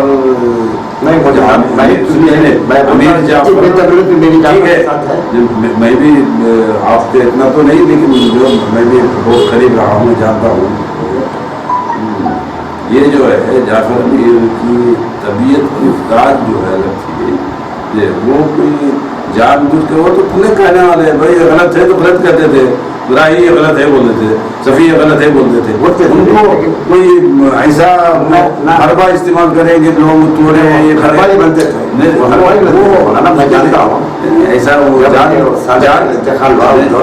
جان بوجھ کر وہ نہیں کرتے تھے، کسی جان بوجھ کر نہیں کرتے تھے، اتفاقاً کوئی بات ایسا ہوگی ورنہ امیر جعفر جیسا آدمی فوراً فیصلہ کر اچھا ہو برا ہو صاف صاف بول دیتا، لکھ بھی دیتا ہے نا اپنی کتاب میں انہوں نے لکھا دنیا کے لیے، اب اس سے بڑھ کر کیا چاہیے بھائی؟ وہ ڈر کس کا، خوف کس کا؟ جو بھی ہے لکھ دیا ٹھیک ہے الحمدللہ، وہ کوئی بات نہیں، دل میں رکھ لینا یہ غلط ہے بولے تو۔ ہاں البتہ شاعر کے حصے سے اگر کہا جائے تو انور اللہ صاحب اللہ خلیق رحمت کرے، ایسی پیاری شخصیت کلپنا پیدا کرنا چاہیے کہ عظیم شخصیت انسان کے حصے سے، شاعر بھی اچھے تھے لیکن وہی روایت کے، وہی گرو بلبل کے، روایت شاعری غلط نہیں ہے لیکن کوئی نئی بات پیدا کرنے کی کوشش نہیں کی۔ انور صاحب کی شاعری میں صرف روایت نہیں رہی، روایت کی یا رومانیت کی توسیع ان کے پاس نہیں تھی، ٹھیک ہے لیکن نہیں روایت بھی اور نئے لفظوں کو ان کے پاس جگہ نہیں، جو اپنے طور پر سمجھتا ہوں روایتی شاعری غلط نہیں ہے، اس کا بھی ایک مقصد ہے، اس کا بھی ہے، اس سے آدمی میں ایک مسرت، ایک عزم اٹھانے کا جذبہ پیدا ہوتا ہے، آدمی اس سے بھی فائدہ اٹھاتا ہے۔ کئی اساتذہ کے شعر ایسے ہی ہم جو ہے اپنے مختلف اوقات میں جب ہم کو ضرورت پڑ جاتی ہے تو ہم شعر گنگناتے ہیں، پڑھتے ہیں نا، اساتذہ کے اور ایک سوال ہے، یہ جو آپ کو روایتی شاعری ہے اسے مطالعہ کرنے سے یا پھر سننے سے ایک طرح کا لطف ملتا ہے، جبکہ جدید شاعری نہ تو پڑھنے میں اتنا لطف اندوز ہوتی ہے اور نہ ہی سننے میں، اور کئی شعر اتنے مبہم ہوتے ہیں کہ جنہیں سمجھا بھی نہیں جا سکتا۔ علامہ اقبال ٹرین میں سفر کر رہے تھے، کہیں چند نوجوان اس کمپارٹمنٹ میں تھے، علامہ اقبال کو دیکھنے پر خوش ہو کے کہا آگے مل کر ہوئے ہم فلاں کالج کے اسٹوڈنٹس ہیں، آپ کا لاہور کی مشاعرے میں آپ کا کلام، آپ کی نظمیں ہم نے سنی، بہت خوشی ہوئی۔ اس کے بعد انہوں نے فرمائش کی اقبال سے کہ کوئی نظم سنائیے، کوئی اشعار سنائیے، انہوں نے ٹالا نہیں، چھوڑیے، نہیں سنائیے ہم مشتاق کو سنیں۔ تو اقبال کو غصہ آ گیا، شاعری بھی کوئی سننے سنانے کی چیز ہے، پڑھنے کی چیز ہے، فکر کرنے کی چیز ہے، سوچنے کی چیز ہے۔ شاعری جو ہے ریل آتی ہے، ریل جاتی ہے، ریل جاتی ہے، ریل آتی ہے، دو مصرے بنے بولے تو یہ شاعری نہیں، یہ شاعری نہیں ہے جی، مجھے آپ کو سوچنے پر مجبور کرنے والی چیز ہی شاعری جی۔ یہ جو ہے بعض لوگوں کو بریانی پسند، بعض لوگوں کو سادہ کھانا پسند، بعض لوگوں کو روٹی، بعض لوگوں کو سنگٹی جو ہے وہ پسند، تو اپنے اپنے پسند۔ کوئی کلاسیکی شاعری سے محسوس ہوتا ہے، کوئی کلاسیکی شاعری سے محسوس ہوتا ہے، کوئی جدید شاعری سے محسوس ہوتا ہے، تو اس طرح سے جو ہے اس کے اپنے مزاج کے مطابق وہ اپیل کرتی ہے شاعری، لیکن شاعری ٹوٹلی فکر کی چیز ہے۔ یہ سب سے بڑی غلط فہمی ہم لوگوں میں ہے کہ ہم شاعری دوسروں کے لیے کر رہے ہیں، بالکل غلط ہے۔ کوئی بھی بڑا شاعر دنیا کی کسی بھی زبان میں لکھتا ہو، وہ دوسروں کے لیے اس نے شاعری کی، خود اپنے لیے شاعری کی، آپ کو خود اپنے آپ کو مطمئن کرنے کے لیے شاعری، موڈ ہو گیا، رجحان ہو گیا اس کا لکھنے کا، یہ ہوا تو فوراً لکھنا شروع کر دیا، تو اس وقت دوسروں کو خوش کرنا، دوسروں کے نفسیات کے مطابق جو ہے اشعار ڈالنا، یہ نہیں رہتا ذہن میں۔ آپ بھی لکھتے ہیں تو کسی اور کے لیے، پہلے جو ہے خود ہمارے لیے، خود اپنے لیے لکھ لیتے ہیں ہم، جب ہم کو پسند آ جاتی چیز تو اس میں جو ہے شیئر کرتے ہیں، شریک کرتے ہیں اپنے دوسرا بات، کیوں سناتے ہیں؟ تو آپ کوئی چیز اچھی چیز پسند آ گئی تو آپ دکھاتے نہیں، وہ دیکھیے فوٹو کتنی اچھی ہے، دیکھیے مطلب کیسا اچھا ہے، बहुत या किताब अच्छी पसंद आई तो दोस्त ऐसा ही शेर अच्छा हो गया या गज़ल अच्छी हो गई, नज़्म अच्छी हो गई, तो हम अपने पहले खुद मुतमईन हो जाने के बाद दूसरा बाप मुतमईन कब होता है आदमी, ऐसा नहीं कि कोई वही नाजिल होती, आमद आमद बोलते हैं हम, जो है आमद के भी क़ाइल नहीं जी, आमद आवद जो है वो चोंचले हैं वो असाज़ा के, वो कुछ नहीं, आदमी मेहनत जो करता है वही आमद है। आमद का माना यही है कि अल्लाह की तरफ से एक रुझान, मूड जो पैदा, मूड बोलते हैं आमतौर पर रुझान जो बोलते हैं लिखने का, शेर कहने का, तबीयत उस तरफ माइल होती है, वही एक आमद है अल्लाह की तरफ से। उसके बाद आदमी मेहनत करे, सोचे। अल्लामा इक़बाल के इतने अच्छे शेर हैं, उनकी बयाज जो छपी है उस उठा के देखिए, ये 10-10 मरतबा काटा उन्होंने, अल्फाज बदले हैं। गालिब ने असला कितनी बार अल्फाज बदले अपने, हर बड़ा शायर जो है काटता गया, लिखता गया, ऐसा नहीं कि पूरा के पूरा ऐसे ही नाजिल हो गया हो, ये सिवाय वही इलाही की कोई चीज़ ऐसा नाजिल नहीं होती। तो ये आमद आवद का हिस्सा नहीं होता। आदमी जितनी मेहनत करेगा उतना उसको बेहतर नतीजा निकलेगा। हम लोग यही मेहनत करते थे, दिन रात मेहनत करते थे, लाके सुनाते थे। और सबसे बड़ी बात हमारे पास ये लहजे की शोरा में क्या थी, हम तनकीद से भागते नहीं थे, खौफजदा नहीं होते थे, और अनाफरत भी नहीं थे। खुद हम लोग जो हैं एक दूसरे के अशार पर ये बहुत सख्त तनकीद करते थे, गलत होता है, गलत है, ये बदलो, हरगिज़ नहीं हो सकता, ये ऐसा क्यों लिखा आपने, ये कैसा हुआ, बाकायदा उसकी वजह से एक जहन में मैंने एक सलाहियत पैदा हुई कि इस तरह से सोचना चाहिए, इस तरह से बोलना चाहिए, ऐसा। बहरहाल ये एक मैं बोल रहा था ना, ये तमाम चीज़ें जो हैं शूरी कोशिशें थी, हम लोगों ने इस तरफ जो है कदम आगे बढ़ाने की कोशिश की। और फिक्रंगीज होना चाहिए, है ना। जैसा कि अभी खुशरू साहब ने तारुफ में बताया था कि आप जब किसी पर तबसरा करते हैं तो आप सबको ना सबकी तारीफ ही करते हैं, हाँ वो फिक्रंगीज शायरी हो या ना हो। इस तरह करने से क्या आपको अदब में नुकसान? हाँ, मैंने देखा लोगों को, करीब से करीब लोगों को, हमारे बिल्कुल बेतकल्लुफ़ दोस्ताबाद को छोड़कर, सफ़ी साहब हैं हमारे से हमारे बड़े हैं, लेकिन मैं कहूँ कि भाई ये गलत है, सफ़ी है, खुद मान लेते। ये हमारे खुसरो साहब हैं, खुसरो साहब से भी अगर मैं बताऊँ या खुसरो मुझसे कहे कि भाई राय साहब ये गलत है, बोले तो ठीक है भाई, मैं मान देता हूँ। आपको ताज्जुब होगा, मैं बेंगलुरु में जब पहली आज भी कोई शेर कहता हूँ या गज़ल लिखता हूँ, सबसे पहले खुसरो को सुनाता हूँ फोन पर, जी गया खुसरो से मशवरा करता हूँ, और आगे बढ़े तो खुसरे से इसलाह लेता हूँ।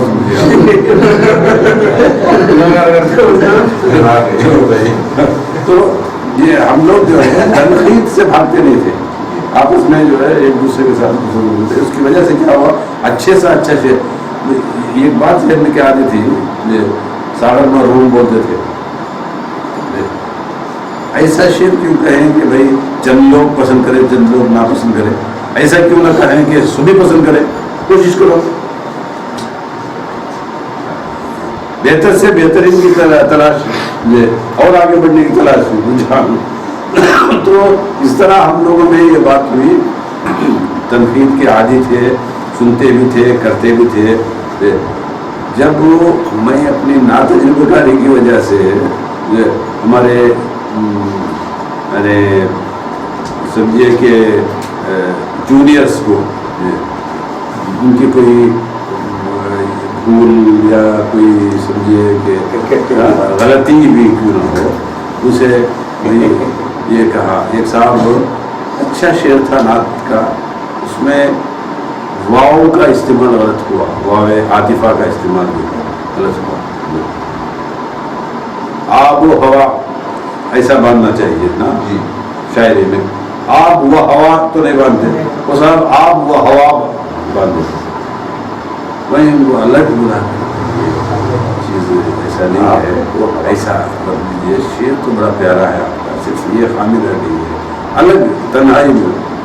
तो जो है अच्छा बोलते, लेकिन उन्होंने ये हंगामा मचा दिया, अपने उस्ताद को लिखा ऐसा राय साहब सुनिए ये तजर्बा ऐसे बहुत सारे तजर्बे हुए।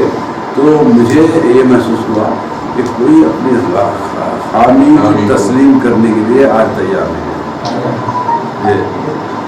हो सकता है कि हम उनमें खामियां तलाश करने के बजाय खूबियाँ 2-4 ही क्यों ना हो तलाश करें और उनके सामने पेश करें, तो हो सकता है कि ज़रा जो है उससे करीब होकर या कुर्बत पाकर जो है कुछ सीखने सिखाने के लिए आमदा हो जाए। कहाँ होता है वो, और हम ये समझता है कि आपने जब तारीफ कर दी है तो मैं बहुत बड़ा शायर सनद याफ्ता हो जाता है और वैसी ही शायरी और ज्यादा करने लगता है।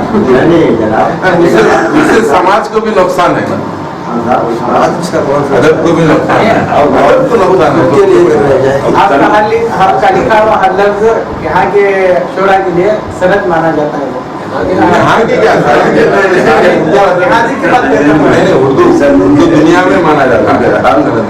भाई तजुर्बा करके बना भाई।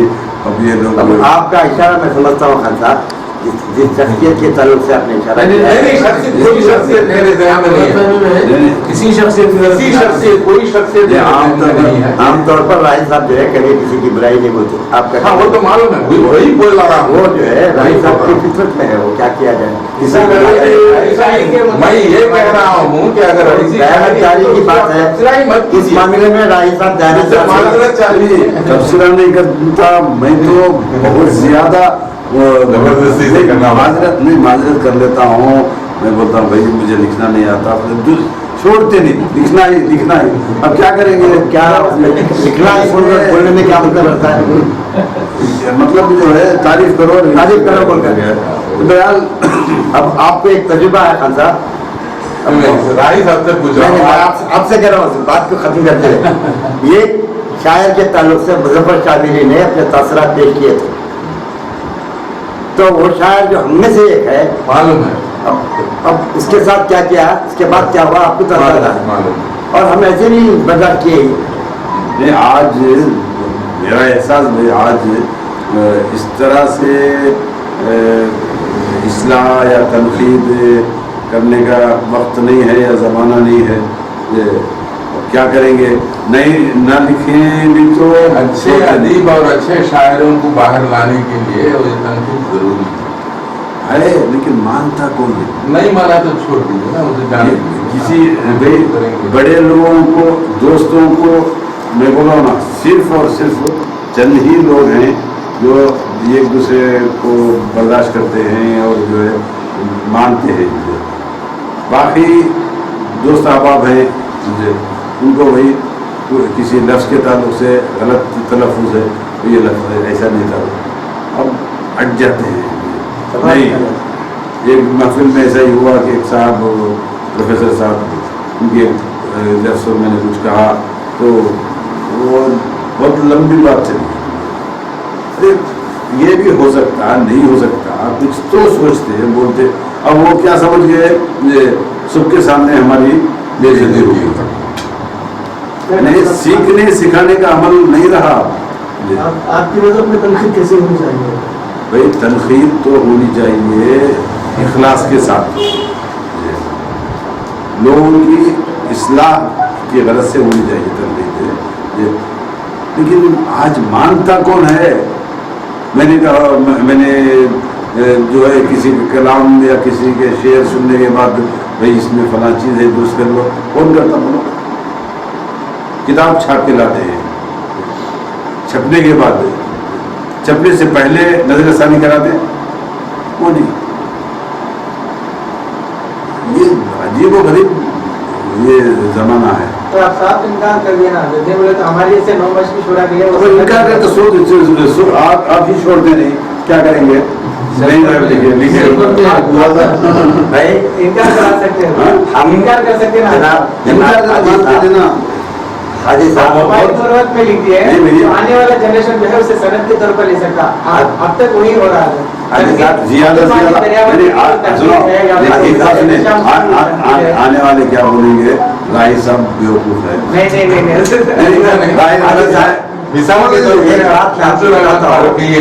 مثال پر دونوں دیکھیے کیسے ہوتے ہیں, حیرت ہوتی ہے. یہ واقعہ بالکل آپ کو بھی یقین ہو آئے نہ آئے, یہ واقعہ بانی سے ملنے میں گیا تھا لہجے شائع ہونے کے بعد. لہجے پر سب سے زیادہ خوش ہونے والا بانی, ان کے طویل خطوط بھی آئے اور بہت خوش ہوا. میں دلی گیا تو بانی سے ملنے کی خواہش تھی. پتہ چلا کہ وہاں بانی کا بارے میں مشاعرہ ہے. غزل باش, امیر غزل باش کی کتاب انکار شاید ہو مجموعہ, اس کی رسم اجرا تھی. بڑے بڑے شعراء سب تھے. میں بازو ایک پنجابی بیٹھے ہوئے تھے سکھ, اس کے بعد بانی کو نہیں. اس کے بعد وہ اس کے مشاعرے کے بعد غزل گائی کی گائے تھا پروگرام تھا. اترے لہجے شائع ہو کر 1 سال کے قریب ہو گئے. 74 میں گئے تھے آپ, 75 میں گئے تھے.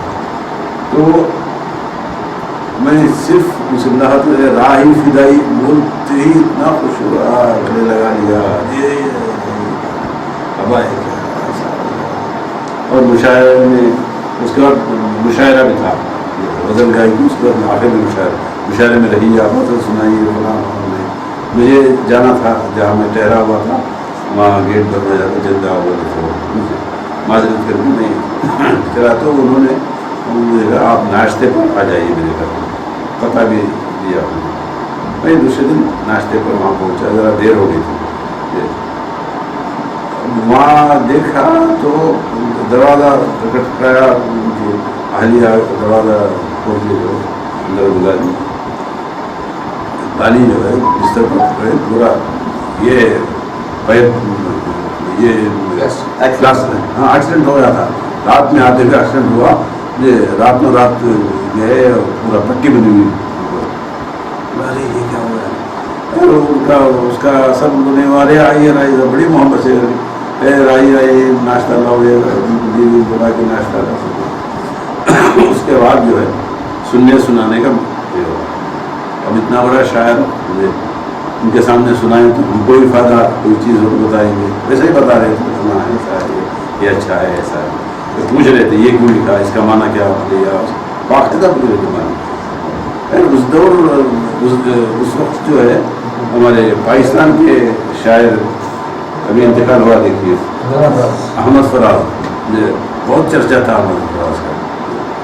تو میں نے ان سے پوچھا یہ احمد فراز کس درجے کے شاعر ہیں؟ وہ تو دوسرے درجے کے شاعر ہے. بانی نے کہا کہ احمد فراز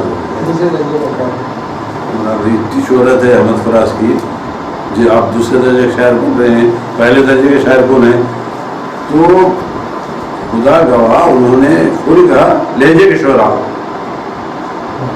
لہجے کے شعراء کہا. حیران ہوا, بلکہ میں اسے مذاق سمجھ کے ہوا کیا مذاق کر رہے ہیں آپ, یہ آپ مذاق کر رہے ہیں. ایک دم سنجیدہ ہو گئے بانی. بھائی صاحب آپ مجھے کیا سمجھتے ہیں؟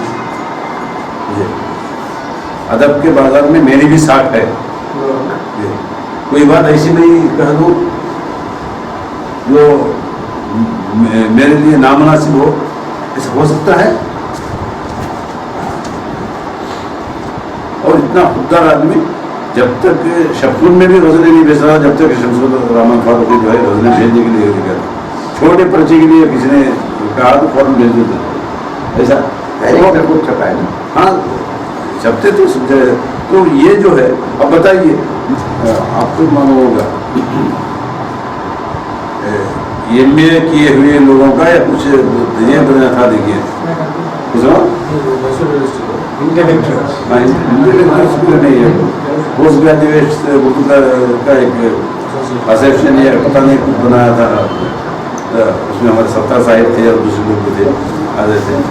तो उस वक्त मैंने सुना है वाक़या, ये लोग जो है तंज करना शुरू किया। राजा के शोरा अपने आप को ये अव्वल दर्जे के शोरा समझते हैं। अहमद फराज जैसे शायर को जो है ये लोग जो है दूसरे दर्जे। अब बताइए किसकी इस्लाह कर सकते हैं? हालांकि दोस्त साहब आप खुले तौर पर इनकार कर दिए ये गलत है, बोलो अलग बात है, पीछे तो ये ऐसा माहौल पैदा हो गया। अब क्या करते हैं, मतलब भाई इसमें भी है। सर, आपकी शायरी के मुताबिक सवाल सर। जी सर। बहुत से शुरा आपके कलाम पर इल्ज़ाम लगाते हैं, जिसमें बाहिरत लोग भी हैं और बाज़ मालूम भी हैं कि आपके कलाम में अरबी के जो है अल्फाज ज़्यादा इस्तेमाल होते हैं और ये आपकी मजबूरी है। इस इल्ज़ाम से आप कहाँ तक मुतमिल हैं? आपकी नज़र में इल्ज़ाम कहाँ तक दुरुस्त है? खुद जवाब दे देना, ये उनकी मजबूरी है। हाँ, ये याद रखिए, आप भी शायरी करते हैं, हमारी ख्वाहिश है कि अच्छी से अच्छी शायरी हो। सबसे पहले जो है फिक्र में जिद्दत पैदा कीजिए। अगर फिक्र में जिद्दत नहीं आ सकी किसी शेर में तो उसलूब नया होगा, उसमें जिद्दत पैदा कीजिए। अगर वो भी नहीं हो सके तो कम से कम पुराने अल्फाज की जगह नए अल्फाज पकड़े, चाहे वो नए फारसी के हों या अरबी के, वही काम करते हैं। तो ये ताज्जुब होगा आपको, सारा साहब अरबी के अल्फाज लिख के रखते थे, गुजरो आपको मालूम होगा, बाकायदा वक्तन फ़वक्तन इस्तेमाल करते थे। आपने इससे पूछी, किसमें आपने कहा था कि अल्फाज जो भी हैं इसलिए इस्तेमाल करता हूँ ताकि नए अल्फाज से लोग आशना हों। हाँ, नए अल्फाज से लोग आशना हों। और जो है ये पिछले ये जो पुराने पामाल मानी रखने वाले अल्फाज अगर इस्तेमाल करेंगे तो उसमें मानवी वुसअत पैदा नहीं होती। नए अल्फाज को जो है उसके सियाक़ व सबाक़ में नए माने पैदा आइए और उसमें गहराई पैदा होगी। तो हमने यही कोशिश की। बहुत मिसाल के तौर पर एक शेर हमारे उलमा दोस्त जो है भाई बेंगलोर जाने के बाद वहाँ इंस्टीट्यूट फॉर हायर लर्निंग करके उसमें अरेबी डिपार्टमेंट का HOD था। मैं तकरीबन 17-18 उलमा थे। नहीं समझेंगे क्या अरबी के, वो भी नदवी के फारिग थे, वो यहाँ अरबी ज़्यादा होती। भाई अरबी अल्फाज को छोड़ो, शेर सुनाता हूँ, उसका माना मतलब मैं उनसे कहा कि देखिए मेरा एक शेर है, मुझे शेर भी याद नहीं रहते लेकिन एक शेर याद रह गया, वो ये है कि निकल आओ बुयूते बस्ता खून से, बुयूते बस्ता खून से, निकल आओ बुयूते बस्ता खून से, सिया करनों का वर्षा मुंतजिर है, सिया करनों का वर्षा मुंतजिर है, ये मुंतजिर है। तो बोले ये क्या हमारा समझ में नहीं आ रहा, समझ में क्यों नहीं आ रहा भाई, आप तो अरबीदा हैं, फारसीदा हैं, तो इसमें कौन सा लफ्ज़ नया है आपके लिए? निकल आओ ये उर्दू का लफ्ज़ है, बुयूत है बैत की जबान, यानी घर के माना है। बस्ता खून, बंधा हुआ खून, मुंजमिद खून, तो निकल आओ बुयूते बस्ता खून से, यानी मुंजमिद खून के घरों से निकल आओ बोला जाए। पहले भी क्यों आना है तो दूसरे विषय में कह रहा है कि सिया कर्नों का वर्षा, कर्न कहते हैं 100 साल को, सदी को, ये काली सदियाँ, सिया तो काली को बोलते ना, तो काली सदियों का वर्षा मुंतज़िर है आपका। इसमें कौन सा लफ्ज़ आपके लिए नया है? सब अल्फाज मालूम है। तो कहा हाँ सभी अल्फाज तो मालूम है। अब मैंने बोल के बयान कर दिया, अब बताइए माना क्या है उसका। تو وہ جو ہے پریشان ہو گئے کہ نہیں اب بھی سمجھ میں نہیں آ رہا.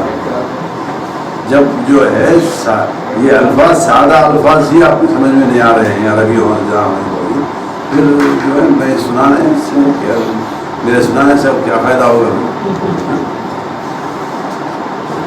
تو نہیں اس کے بعد انہوں نے کہا نہیں آپ ہی بیان کیجیے. میں بولا بھائی اس میں کیا ہے شاعر نکل آؤ بیوت بستخون کے گھر جو ہے بندے ہوئے خون گھر رحم مادر جہاں بچہ ابھی تیار نہیں ہوا اس سے مخاطب ہے. مصغر سے عام طور پر جو ہے بچے سے مخاطب ہوتا ہے شاعر زیادہ رحم مادر میں جو بچہ رہتا ہے اس سے مخاطب ہوتا. یہاں تو مصغر سے ابھی مصغر ہی ہے وہ تو اس سے مخاطب ہے. کیوں مخاطب ہے؟ جلد آ جاؤ بول رہا ہے. نکل آؤ جلد نکلو. کیوں نکلو بول رہا ہے کہ سیاہ قرنوں کا کالی صدیوں کا ورثہ منتظر. یہ کالی صدیاں کیوں بنی ہیں؟ اس لیے کہ تمہارے پرکھوں نے تمہارے بزرگوں کے کالے کرتوت کی وجہ سے صدیاں کالی ہوئی. تمہارے پہلے کے لوگ جو ہیں انہوں نے جو ورثہ چھوڑا ہے اس کا نتیجہ تم کو بھگتنا ہے. اب ہم کیا کر رہے ہیں؟ اب جو بھگت رہے ہیں ہمارے بڑوں کا جو بھی کیا کرایا ہے اس سے بھگت رہے ہیں. ایسا ہی تم کو بھگتنا ہے. آؤ تو اس میں کئی باتیں آ جاتی ہیں کہ بزرگوں کے اعمال اخلاق ایسے تھے فلاں تھے یہ تھا. وہ سوچتے جائیے کیا کیا نکلتا ہے. تو اتنا ہونا ہے اس میں. تو وہی اب بولیے پرانے الفاظ استعمال کر کے کیا کریں گے آپ لوگ؟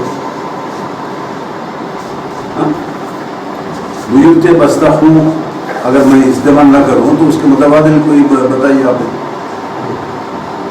حالانکہ کوئی نیا لفظ کیا بھی نہیں ہے. تو یہ ہمارا کہنا ہے آپ لوگوں سے بھی گزارش یہی کہ بھائی ذرا سا شعر میں بلندی پیدا کرنے کی کوشش کیجیے. شعر تو کیا ایک ذوق ہے بھائی ہر ایک کا.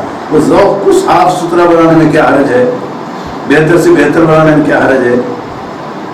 آپ کا ذوق جو ہے مہذب ہو جائے گا بلند ترین ہو جائے گا. اس کے بعد دوسروں سے شیئر کیجیے دوسروں کو سنائیے اچھا لگے گا.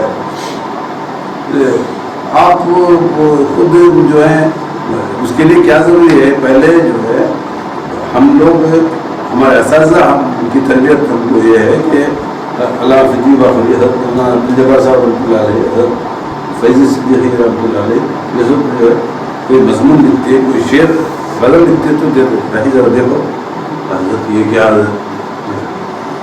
آپ کا مسئول میں دیکھوں آپ کے اشعار میں دیکھو بھی یہاں کہیں چھوٹ جاتا ایسا انسان ہے.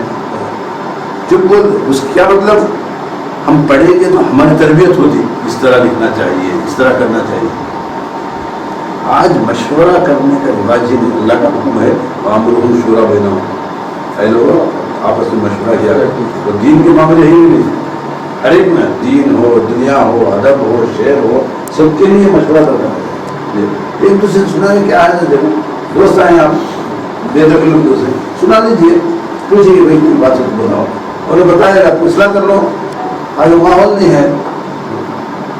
اگر ہم آگے بڑھ کر ہمدرد دواخانہ بن گئے بھی کسی بولے تم ایک صاحب تو ہمارے شاگرد دینی معاملے میں یا ادب کے معاملے میں صاحب ایسا ہی حالانکہ ان کو قلم اٹھا کر قلم پکڑوا کر لکھوانا ہمیں سکھا. خیر وہ بیچارے جو ہے بغیر بولے کرے کتاب نکالے اس میں سینکڑوں غلطیاں. میں نے کہا یہ کیا ذرا دکھا لے تو اچھا تھا. تو کیا حضرت اس میں فلاں چیزیں فحش غلطیاں ہیں. تو وہ صاحب شرمندہ ہونے کے بجائے شرمندہ ہونے کے بعد حضرت اس سے حسد کر رہے ہیں. اب کیا کر سکتے ہیں؟ صحیح ہے الفاظ کا چل رہا ہے जी राहिल साहब का लहजे के ज़माने का एक शेर, पुराने अल्फाज ही से राही नई गज़ल की तलाश के लिए, ये किस पस मंज़र में आपने कहा था? कोई आपने बाद में अपना नज़रिया चेंज कर लिया लफ्ज़ियात के बाद? یہ اصل جو یہ شاعری چیز جیسا ہم سمجھتے ہیں یہ پہلے سے شاعر ایک ذہن میں خیال رکھ کر اس کے بعد لکھے گا، کوئی بڑی فکر کی بات اس میں لائے گا، میرے اپنی ذاتی تجربے کے اعتبار سے وہ غلط ہے. اصل غزل کا ماحول بھی ایسا ہے کہ کبھی کوئی خیال آ گیا خود اسے تسلیم کرتا ہو نہ کرتا ہو لکھ دیتا. ہم لوگ نخاد حضرات کیا کرتے ہیں اسی کو پکڑ کے دیے راہی صاحب نے یہ شعر کہا ہے، خود دیکھیے پرانے الفاظ سے نئے الفاظ رکھنا ہے، یہ راہی صاحب کو خیال نہیں رہتا ہو ایسا کہ آ گیا لکھ دیا ہوگا. اکثر شاعری ایسی ہوتی. آپ ڈاکٹر صاحب معاف کرنا، یہ غالب کے اکثر و بیشتر غزلیں جو ہیں مذاق میں، دل لگی میں، بلکہ گالی گلوچ کی طرف لکھے گئے. خسرو آپ مانتے ہیں آج غالب بہت بڑا شاعر، ہر جگہ اس کے اشعار استعمال ہوتے ہیں. اقبال یقیناً مفکر شاعر تھا، غالب تو بیچارہ مومن سے بھی کم درجے کا شاعر حقیقت میں. مومن بہت پڑھا لکھا آدمی، غالب تو اتنا بڑا لکھا نہیں ہے، لیکن وہ شاعری چل رہی ہے ابھی. یہ جو ہے اسی قبیل کا شعر ہے وہ. مخفا خاکہ ہے. اچھا اس کا عنوان ہے نیک نام آباد ناز کرے. خوبصورت، خوب سیرت، خوش اخلاق، لگ بھگ 40 کتابوں کے خلاف، خدمت علم و ادب میں عمر لٹانے والے آپ ہیں ڈاکٹر راہی فدائی نائک گھرانے والے. دین میں مسلک اعتدال کے راہی ہیں، ادب میں جنوبی ہند کے نمائندہ سپاہی ہیں. پچھلی نصف صدی سے شعر کہتے آ رہے ہیں، ادب کے آسماں پر مسلسل چھاتے جا رہے ہیں. سرزمین دکن کی آن ہے، بان ہے، شان ہے، آپ کا سارا کلام احساسات کا ترجمان ہے. آپ کے مضامین ملک بھر چھپتے رہتے ہیں، ادبی اوراق میں آپ کے اشعار کے نگینے پھونکتے رہتے ہیں. فاروقی جیسا ناقد آپ کے گن گاتا ہے، کل ہند اجلاسوں کا آپ کو بلاوا آتا ہے. آپ متاثر بہت ہیں بزرگان شہر ویلور سے، گویا جلا پاتی ہے آپ کی شخصیت اسی ٹور سے. نعت کہتے ہیں تو حضرت رواحہ کی روانی یاد آتی ہے، بچپن میں جو پڑھی تھی وہ تاریخ سہانی یاد آتی ہے. تنقید میں تنقید سے دلوں کو توڑنا آپ کو اچھا نہیں لگتا، کچھ احباب کو آپ کا یہ تنقیدی رویہ سچا نہیں لگتا. ایک زمانہ مختلف ہے آپ کی تحقیق کا، کڑپا میں اردو پیمانہ ہے گویا تصدیق کا. غزل کے چہرے پہ نئے لہجے کا غازہ مرتے ہیں، مختصر بحروں میں گرا مایا تخیل ڈھلتے ہیں. ادق الفاظ آپ کے روبرو کھڑے رہتے ہیں، اردو کا لبادہ اوننے پڑے رہتے ہیں. آپ پر مقالے لکھے گئے اور لکھے جا رہے ہیں، جامعات میں کڑپے کا تذکرہ ہو رہا ہے کل. آپ پر مقالے لکھے گئے اور جا رہے ہیں، جامعات میں کڑپے کا تذکرہ ہو رہا ہے کل اردو کائنات میں. آپ کا کلام شامل ہے درس کے نصابوں میں، اللہ نے آپ کو شامل کیا ہے عزت معابوں میں. اللہ آپ کی طبعی و ادبی عمر کو دراز کرے، نیک نام آباد کیوں ہی آپ پر ناز کرے. جو ڈھلے ہیں آپ اسی کے بارے میں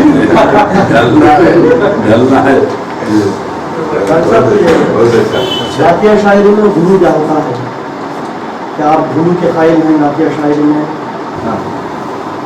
معافی چاہتا ہوں. باقی یہ ہے موری صاحب کے جہرے کرتے تھے چیز ایسا ہے اپنی جانتی کرتے. یہ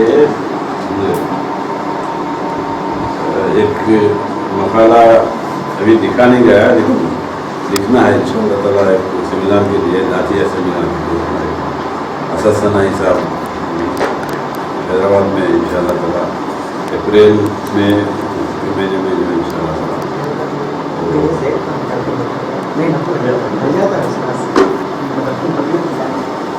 उसके लिए मैंने एक मौजूद पसंद किया, वही नात में गुलू की हकीकत। आपका जो सवाल है, ये गुलू किसको कहते हैं? गुलू जो है किसी भी छोटी चीज़ को उन्हें राई का पहाड़ बनाना, पर से परिंदा बनाकर उड़ाना।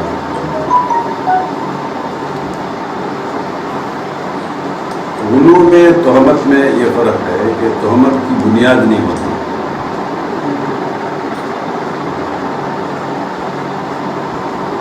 वो तोहमत जो है झूठ है। तो गुलू जो है मुबालगा जिसको बोलते हैं, उसकी बुनियाद होती है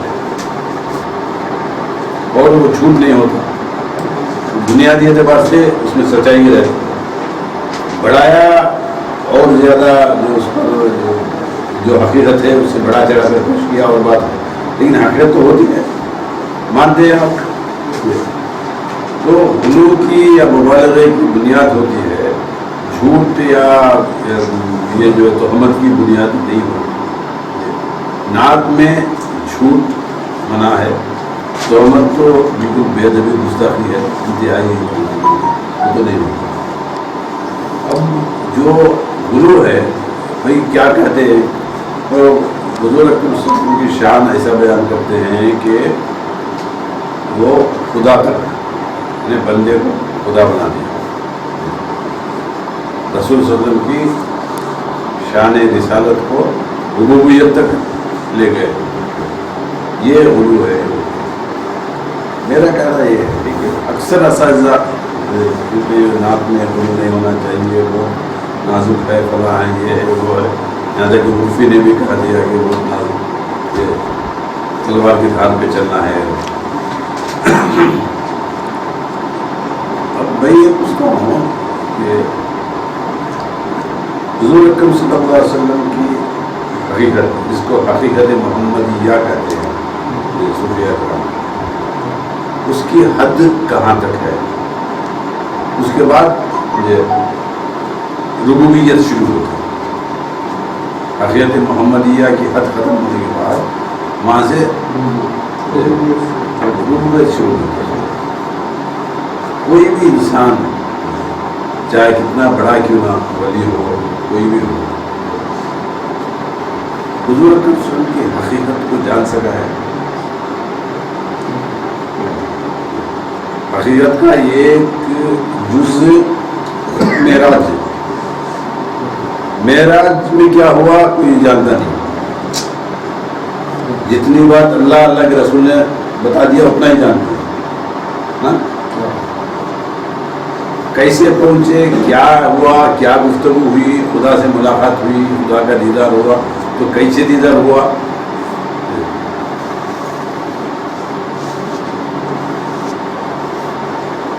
वो हकीकत का एक मामूली जुज़ है, ये उसको आदमी जानता नहीं।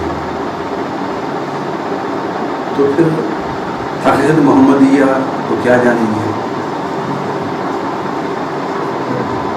जब हकीकत मोहम्मदिया की हद मालूम नहीं है तो आप ये फैसला कर सकते हैं, क्या कर सकते हैं कि यहाँ से रुबूबियत शुरू हो जाती है, बंदा जो है रब बन जाता है, खुदा बन जाता है, ये कह नहीं सकते। हाँ, ये शिर्क नहीं होना चाहिए। शिर्क का माना अल्लाह ताला की सिर्फ की, याद रखिए खान साहब, ये शिर्क की तारीफ अल्लाह की ज़ात और सिफ़ात में दूसरों को शरीक करना, चाहे वो पैगम्बर हो, वली हो, कोई भी हो। अल्लाह ताला की ज़ात और सिफ़ात में दूसरों को शरीक करना, अगर वो नहीं करके वो उन्हें शिर्क की बू बात उसमें नहीं है शेर में, बात कितना भी वो आगे बढ़े कम ही है। बहुत अच्छा, बहुत अच्छा। और दूसरी बात, एक बात मैं कहता हूँ,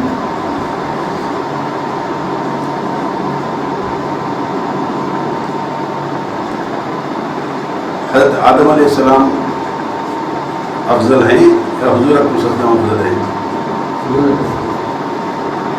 यानी अबुल बशर अफजल या खैरुल बशर अफजल? खैरुल बशर अफजल, वो दोहराई है ही नहीं, सोच भी नहीं सकते हैं। वो अफजलियत किससे आई है? अबुल बशर हज़रत आदम अलैहिस्सलाम जो हैं, फरिश्तों से तो अफजल, जुमला फरिश्तों से, चाहे वो ये जिब्राइल हो, मीकाईल हो, इसराफिल हो, जितने इजराइल हो, कोई सबसे अफजल है, सभी ने सजदा किया। फरिश्तों पर अफजलियत किस तरह साबित की अल्लाह ताला ने? किस बुनियाद पर? इल्म की बुनियाद। वअल्लम आदम अल-अस्मा कुल्लहा, अल्लाह ताला ने आदम अलैहिस्सलाम को कुल नाम बतला दिए, कुल्लहा, पूरे के पूरे नाम, पूरे के नाम बतला दिए। तो तमाम मुफस्सिरीन लिखते ही खाली नाम बतलाना काफी नहीं, अगर नाम हो बतलाना है, ये आसमान है तो बोलते तो फरिश्ते आसमान का तो क्या मुझे तो मालूम नहीं, बोल दिए तो वहाँ अफजल ये फजीलत साबित नहीं होती। तो तमाम मुफस्सिरीन लिखते हैं हक़ाइक़ुल अस्मा, अल्लाह ताला ने वअल्लमा आदम अल-अस्मा का माना वअल्लमा आदम हकीकतल अस्माई, यानी अस्मा की हकीकतें क्या है मालूम कराएंगे, खाली नाम नहीं बल्कि उसकी हकीकत क्या है, उसकी असलियत क्या है, तमाम चीज़ें मालूम कराएंगे। तमाम चीज़ें बोले तो उस वक्त जो थी उसी चीज़ें या बाद में आने वाली चीज़ें? कुल्लहा बोलते हैं। तो इब्तिदा से अज़ल से अब तक की जितनी भी चीज़ें हैं, जितनी इजादात हैं, जितना हमारा इल्म है, सब किसको हासिल था? आदम। अब मानते नहीं कुरान की नस से, उससे आयत शरीफा से हज़रत अबुल बशर जो है इतना जानकर ये फरिश्तों पर अफजल हो गए। अब खैरुल बशर कहलाने वाली शख्सियत अबुल बशर से अफजल होना नहीं होना, तो उनके इल्म में इजाफा होना नहीं होना। अब सवाल पैदा होता, हजरत हुजूर अकरम सल्लल्लाहु अलैहि वसल्लम गैबदान थे नहीं थे, कितना इल्म था, सवाल ही पैदा नहीं होना था। हुजूर ने फरमाया कि वो थी तो इल्मुल अव्वलीन वल आखिरीन, अव्वलीन के और आखिरीन का सबका इल्म मुझे दिया गया है। तो जब आदम अलैहिस्सलाम को सबका इल्म मिल गया तो वो सिर्फ अबुल बशर हैं, तो खैरुल बशर को उनको तो सबका इल्म बदल जाएगा होना ना। लेकिन अब आप ही बताइए कि अबुल बशर से खैरुल बशर अफजल हैं? देखिए इल्म में मुसावी हैं, अफजल कैसे हो गए? अफजलियत तो इल्म से हासिल होती है। अब यहाँ दोनों का इल्म एक हो गया, आदम अलैहिस्सलाम का भी इल्म वही है, यानी अज़ल से अब तक का इल्म, हुजूर अकरम सल्लल्लाहु अलैहि वसल्लम का भी इल्म वही है, अज़ल से अब तक का इल्म। तो हुजूर के साथ अफजल हो गए आदम अलैहिस्सलाम से। तो इल्म जो है के 3 दर्जे हैं, यानी इल्म यकीन हासिल करने के लिए करते ना, इल्म जो है यकीन हासिल, वो यकीन के 3 दर्जे हैं। एक इल्मुल यकीन, दूसरा आइनुल यकीन, तीसरा हक़्क़ुल यकीन। इल्मुल यकीन सुनकर यकीन कर लेना। मिसाल के तौर पर हमारे डॉक्टर कासिम अली खां साहब ने या खुसरो साहब ने बताया कि भाई आज उर्दू वालों की महफिल हो रही है, यकीन आ गया, उसी में से शक, ये इल्मुल यकीन, सुनकर यकीन कर लेना। उसके बाद उसका ऊपर का दर्जा है आइनुल यकीन, دیکھ کر یقین کرنا. سنا بھی مثلا کسی نے سن لیا پروفیسر صاحب کہ آج مجلس سے محفل ہے, راہی آ رہے ہیں کریں, اور اس کے بعد جو ہے اتفاق سے گزرنا ہوا, ہاں جھانک کے دیکھ لیا, تو علم میں اضافہ ہوا نہیں ہوا, وہ عین الیقین, عین الیقین. اس کے بعد وہ صاحب ارے چلو بھائی تھوڑی دیر ہم بھی بیٹھ جائیں گے, مجلس میں بیٹھ گئے, ہمارے ساتھ شریک ہو گئے, تو اس کا حق الیقین دیکھنے کے عین الیقین سے بھی اونچا مرتبہ. حضرت آدم علیہ السلام کو جتنا علم عطا کیا گیا وہ صرف علم الیقین کی حد تک تھا, علم الیقین کی حد تک. وعلم آدم الاسماء, لیکن حضور اکرم صلی اللہ علیہ وسلم کو پورے کا پورا علم عطا کیا گیا اور اس کو دکھایا بھی گیا.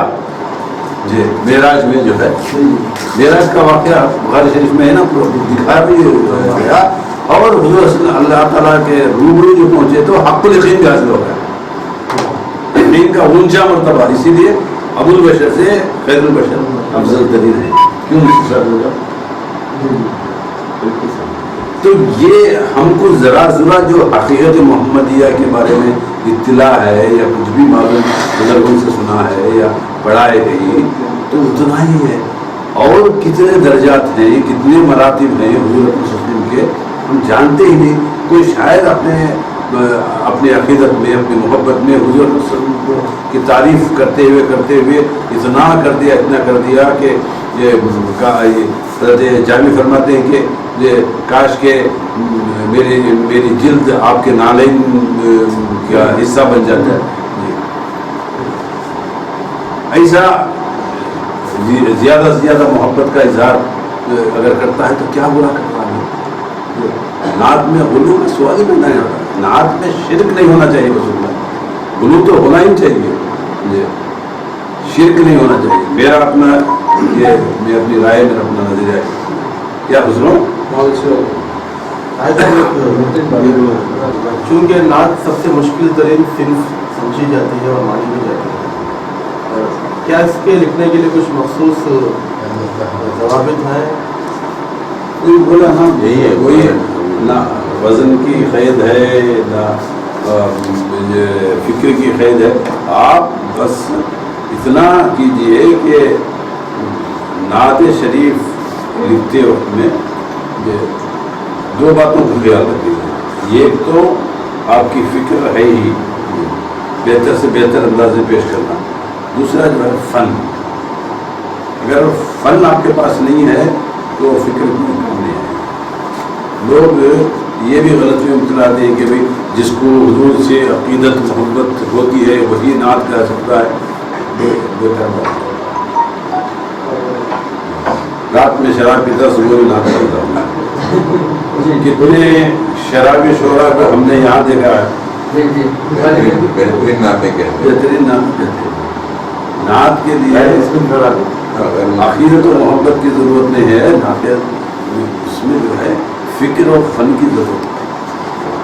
اگر عقیدت و محبت شامل ہوگی, اور مسلمان کو عقیدت و محبت سے رہتا وہ نور نوال ہوگا. یہ ورنہ جو ہے لوگ عام تو لکھتے ہیں بولتے ہیں کتنی عقیدت و محبت, اتنی عقیدت محبت رہے تو نماز پڑھتا, نماز میں نہیں پڑھتا, 4-5 بجے تک مشاعرہ کرنا ہے, سو جاتا ہے. کیا ہے بھائی عقیدت و محبت برائے نا. شاعری اچھی کر, غیر مسلم شعراء کتنے بہترین شعر ان کے نہیں ہیں. ذکی نہیں گزرتے, دامودر ذکی یہاں مشاعرے میں آتے تھے. آپ کو تو مطلب نا آپ کے زمانے میں بھی آئے ہیں. ان کا ایک شعر یاد آ گیا مجھے, وہ کہہ رہے تھے کہ اتنی سکت کہاں ہے, اتنی سکت کہاں ہے ہم آ سکیں وہاں تک. اتنی سکت کہاں ہے ہم آ سکیں وہاں تک. تو خواب میں تو آ جا ایک بار اے مدینے. غیر مسلم نہ مدینہ جانے سکتا انہیں. اتنی سکت کہاں ہے ہم آ سکے وہاں تک. تو خواب میں تو آ جا, خواب میں تو آ جا ایک بار بھائی مدینے. کتنی بار ہفتگی ہے جب کہنے میں.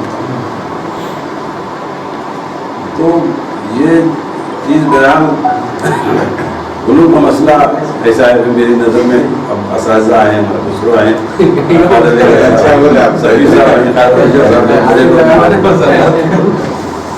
سحر کو مل ہی گیا ایک استعارہ شب.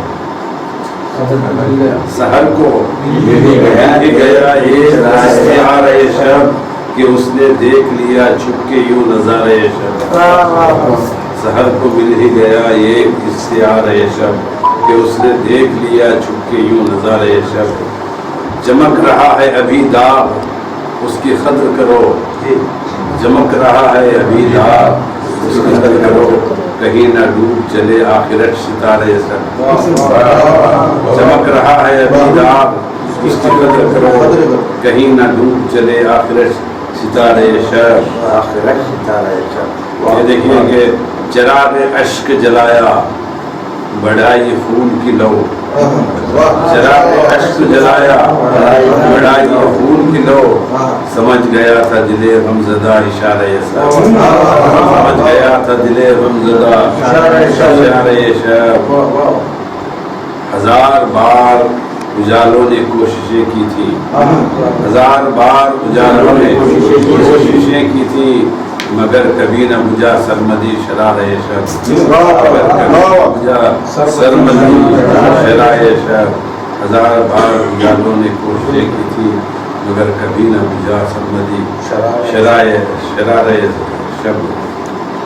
اسی سے نخرئی لمحوں نے استفادہ کیا, اسی سے نخرئی لمحوں نے استفادہ کیا.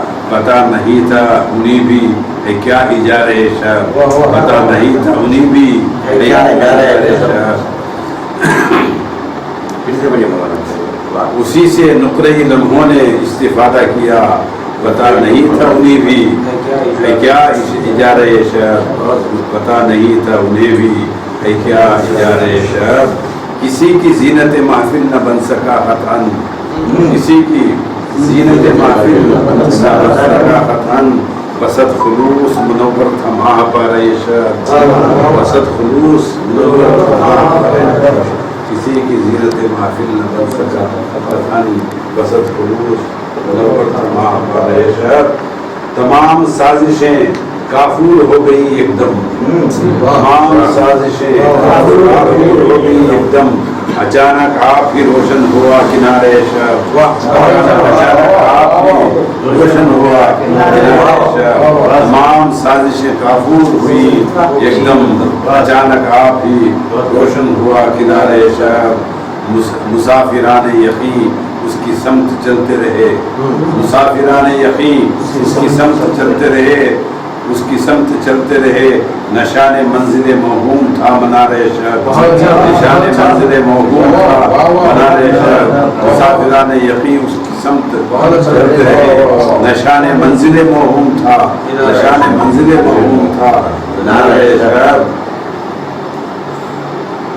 فقیر حرمت کونین ہم ہیں, فقیر حرمت کونین ہم ہیں. اپنے لیے نمونہ یہ خس و خاشاک ہے گزارے شب. فقیر حرمت کونین ہم ہیں, اپنے لیے نمونہ یہ خس و خاشاک ہے گزارے شب. نمونہ یہ خس و خاشاک ہے گزارے شب. یہ دیکھیے کہ خیال تازہ کی شمعیں جلی بھی بجھ بھی گئی. خیال تازہ کی شمعیں جلی بھی بجھ بھی گئی. خیال تازہ کی شمعیں جلی بھی بجھ بھی گئی. سواد فکر میں باقی رہا ادارے شب. سواد فکر میں باقی رہا ادارے شب. سواد فکر میں باقی رہا ادارے شب. مخدرات سے تابندگی ملی راہی, مخدرات سے تابندگی ملی راہی. نتیجہ خیز ہوا آج استخارہ شب. نتیجہ خیز ہوا آج استخارہ شب. سحر کو مل گیا ایک استعارہ شب کہ اس نے دیکھ لیا چھپ کے یوں نظارے برابر 1 سال پہلے کی حضرت 13/1/2016 آج بھی 31 برابر آدھا پیچھے رکھے عجیب صاحب کیا کہا ایک نفس سے کیا حاصل ایک نفس سے کیا حاصل کیا کہا ایک نفس سے کیا حاصل بے ضرورت کو 10 سے کیا حاصل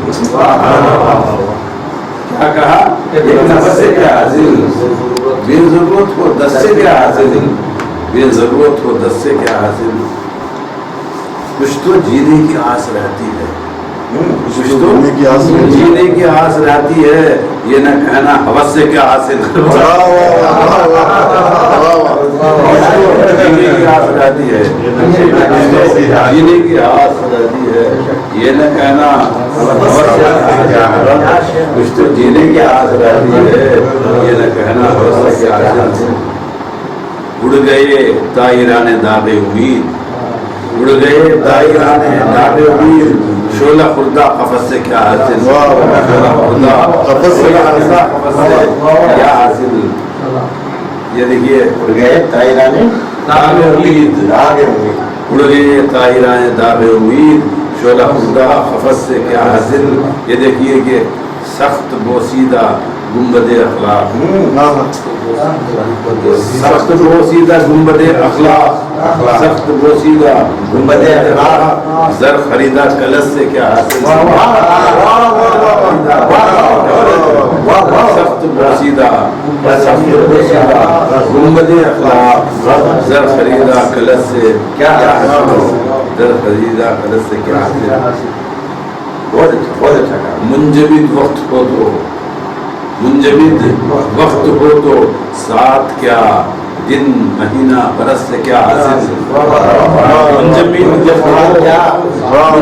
منجمد وقت ہو تو ساتھ کیا دن مہینہ برس سے کیا حاصل منجمد وقت ہو تو ساتھ کیا دن مہینہ برس سے کیا حاصل یہ دیکھیے کہ قافلہ گونج اٹھا ہے خر خر سے خر خر سونے کے وقت میں جو آواز خرخراہٹ ہے قافلہ گونج اٹھا ہے خر خر سے اب صدائے جرس سے کیا حاصل